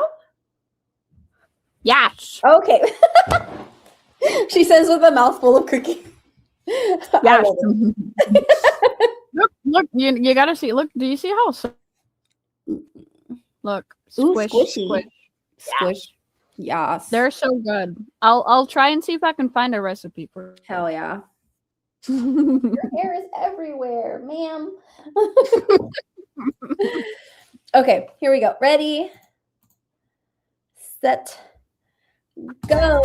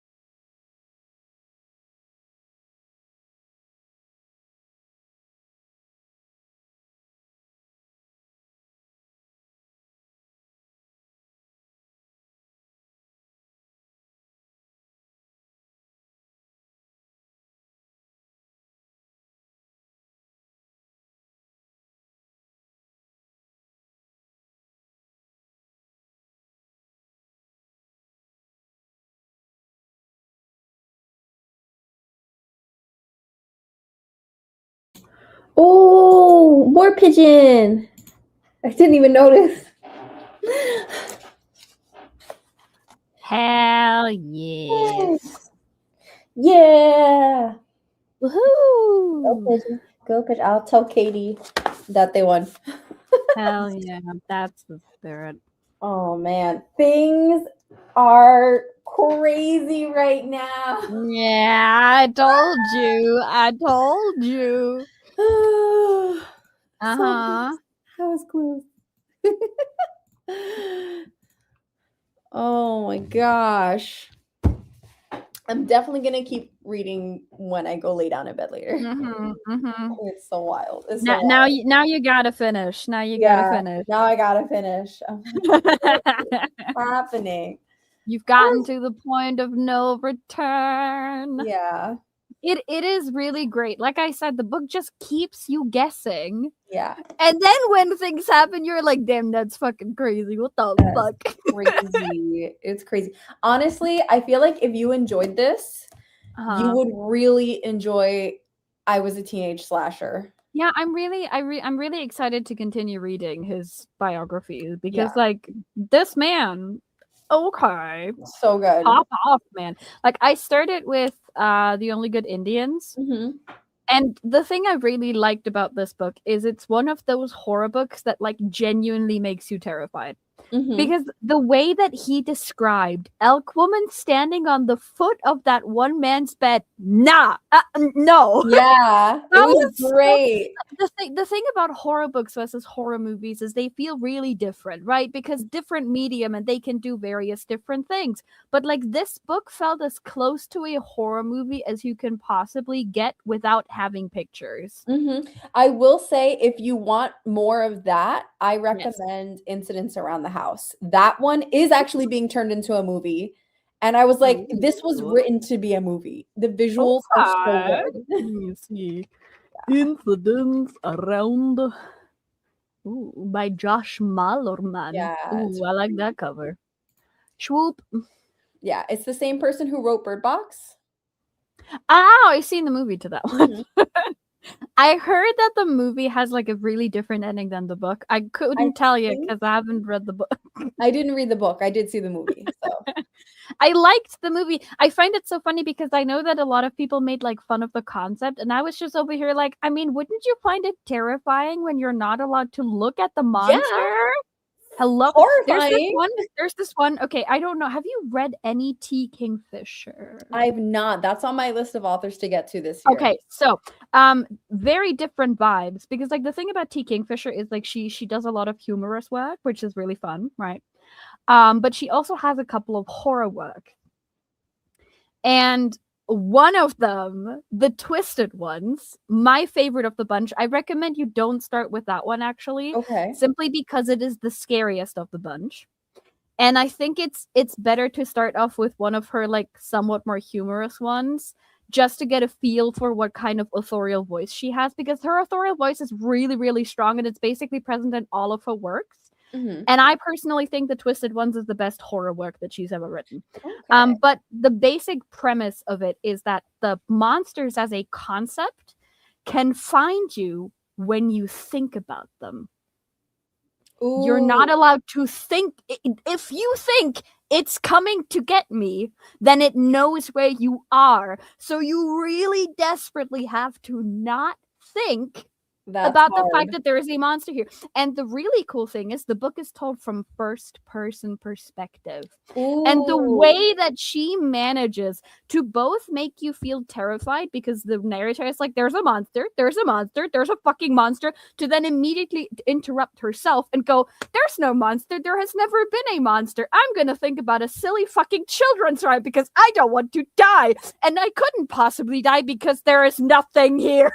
Yeah, that sounds crazy. Which one is that one? The Twisted Ones. The Twisted Ones. Okay. So I've read 3 of her horror books. I've read The House with Good Bones, which in my opinion is the like most humorous one and least like terrifying one. The Twisted Ones, again, no, wait, hold on. Sorry. Wait. No, Twisted Ones is the other one that I don't mean. Hold on. Oh yes, the Twisted Ones is also good. It's not my favorite of her horror. The one I mean is the Hollow Places. There we go. Okay. Oh, that So the one's Hollow- on my TBR. Yeah. Yeah, the Hollow Places is the one that is about the monsters that you're not supposed to think about. The Twisted Ones had one particular scene in it that terrified me so much that I stopped reading the book for an entire night because I was like, no, actually, no, thank you. I'm not gonna do that. Yes. I will say it doesn't stay that horrifying. The thing about the Hollow Places that makes it so terrible is the tension is up here from the moment this like other world is fully introduced, and it doesn't go below here Okay. until the very end of the book. With the Twisted Ones, you have like a really high spike at some point, which again terrified the ever living shit out of me. And then it kind of it goes down a bit faster than the Hollow Places. Mhm. It's still a really good book. It's just not like on if I were to rank them based on terrifying horror moments, this would not be the top place. Okay. I just listen. The thing I recommend about T. Kingfisher is don't read too many of her books at once because, like I said, she has a really strong authorial voice, and it's there. Like you cannot ignore it. Mhm. If you binge too many of her books, they become a little bit one note. Okay. But I love her stuff so much. Understandable. I Okay, think at that's this point I exciting. have read 9 of her books. Nice. I am not tired of this woman yet. I will read just about anything she gives me. I have some requests of things I would like her to give to me, but generally speaking, I'll read anything she writes because she's like right up my alley. But like the Perfect. Hollow Places, man. Yes. Ah! It's on my list, hopefully, for this year. Yes. But like in the Twisted Ones, the scene that terrifies me is there's this one scene, you know, that really classic horror vibe of protagonist realizes that something they have been like noticing on and off this entire time is actually a terrifying monster. Yes. That's what it has. I love that. Yeah. It's so good, and I shit myself every time. Gonna get Listen, I'm a huge horror fan, and I am incredibly terrifying. So you do scary things, I will be scared immediately, but I will also watch horror let's plays with the lights off. So like I do it to myself. Listen, So Damien, like, it's I know so- exactly what I'm a baby. I know exactly what I'm doing. I'm a little bitch, and I will be watching. I love that Like, so listen, much. I am terrified of horror, and Mike Flanagan is one of my favorite directors of all time ever. This man scares me with every single series that he puts out. I haven't watched a single series of his that hasn't terrified me. I love him. I've watched Bly Manor. I've watched Haunting of Hill House, which Jesus fucking Christ, that series is it's his most terrifying, in my opinion. Fucking scary. I've watched Midnight Mass, which Jesus Christ, the jump scares, and I've watched Fall of the House of Usher. Same thing, brother. Amazing. All things that I've been meaning to get to. But what am I watching right now? Avatar season 2. Which Listen, you know what? Sometimes we just gotta. But Yeah. yes, Damien, I love her writing, and like it's really interesting how well she does with horror, because I also would not have expected her to do this well with horror. And then I read her 3 horror books, like the 3 biggest ones first, and I was like, Jesus Christ. Okay, so first of all, disagree because I think the book is fantastic. But second of all, the series is a lot scarier. The series, like, okay, I don't know if you know anything about Mike Flanagan, but basically what he does is he takes classic books and then he does his version, Nice. which often follows like very specific events of the books in question, but doesn't necessarily stick to them one-on-one. Like for instance, in Haunting of Hill House, in the actual book, the basic premise is that there's this house, Hill House, and it is haunted. Mhm. Who would have thought? And we have this guy who basically gets together a team of people who have had experiences with the supernatural because he wants to do a ghost hunting. Why, you ask? Because he has a death wish, apparently. Mhm. That's like the basic premise of Haunting of Hill House. The premise of the series of Haunting of Hill House is that we have an incredibly dysfunctional family who have grown up in a house that consistently haunts them. A lot. And then people die. A lot. And they're still living in the house. And they keep they don't live in the house anymore, but they have to return to the house because that's where the haunting is coming from. It's basically like you know how people joke that horror is basically just one giant metaphor for generational trauma. That is what the series Haunting of Hill House is. But also listen, the thing that Mike Flanagan is really, really, really, really, really good at is he doesn't do jump scares in the way that something like literally jumps out at you. He turns the camera really, really slowly, and you know when the turn is over, you know there's gonna be something there, but you don't know what, and you don't know how people are gonna react, and you don't know how it is going to react to the camera being turned upon its face. You just know that you do not want him to continue that fucking camera turn. Oh, that's and he keeps good. turning. And he does it so slowly. Like, genuinely, it'll go like this. And you're just over here like, you are fucking killing me, man. I just want to see stop. I just want to see what it is, because right now I'm more scared of waiting than I am of seeing it. And then you see it and you're like, never mind. I should have waited. What the fuck? It's great.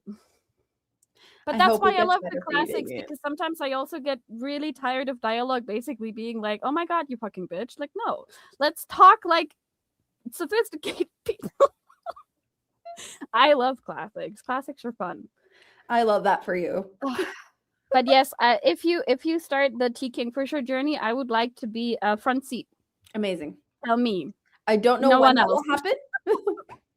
Right now we're on this journey. That is true. Yes, that is true. Yay, you did win. Katie. Good job. Good job. We both won. We both won. We had the war pigeon and we did it.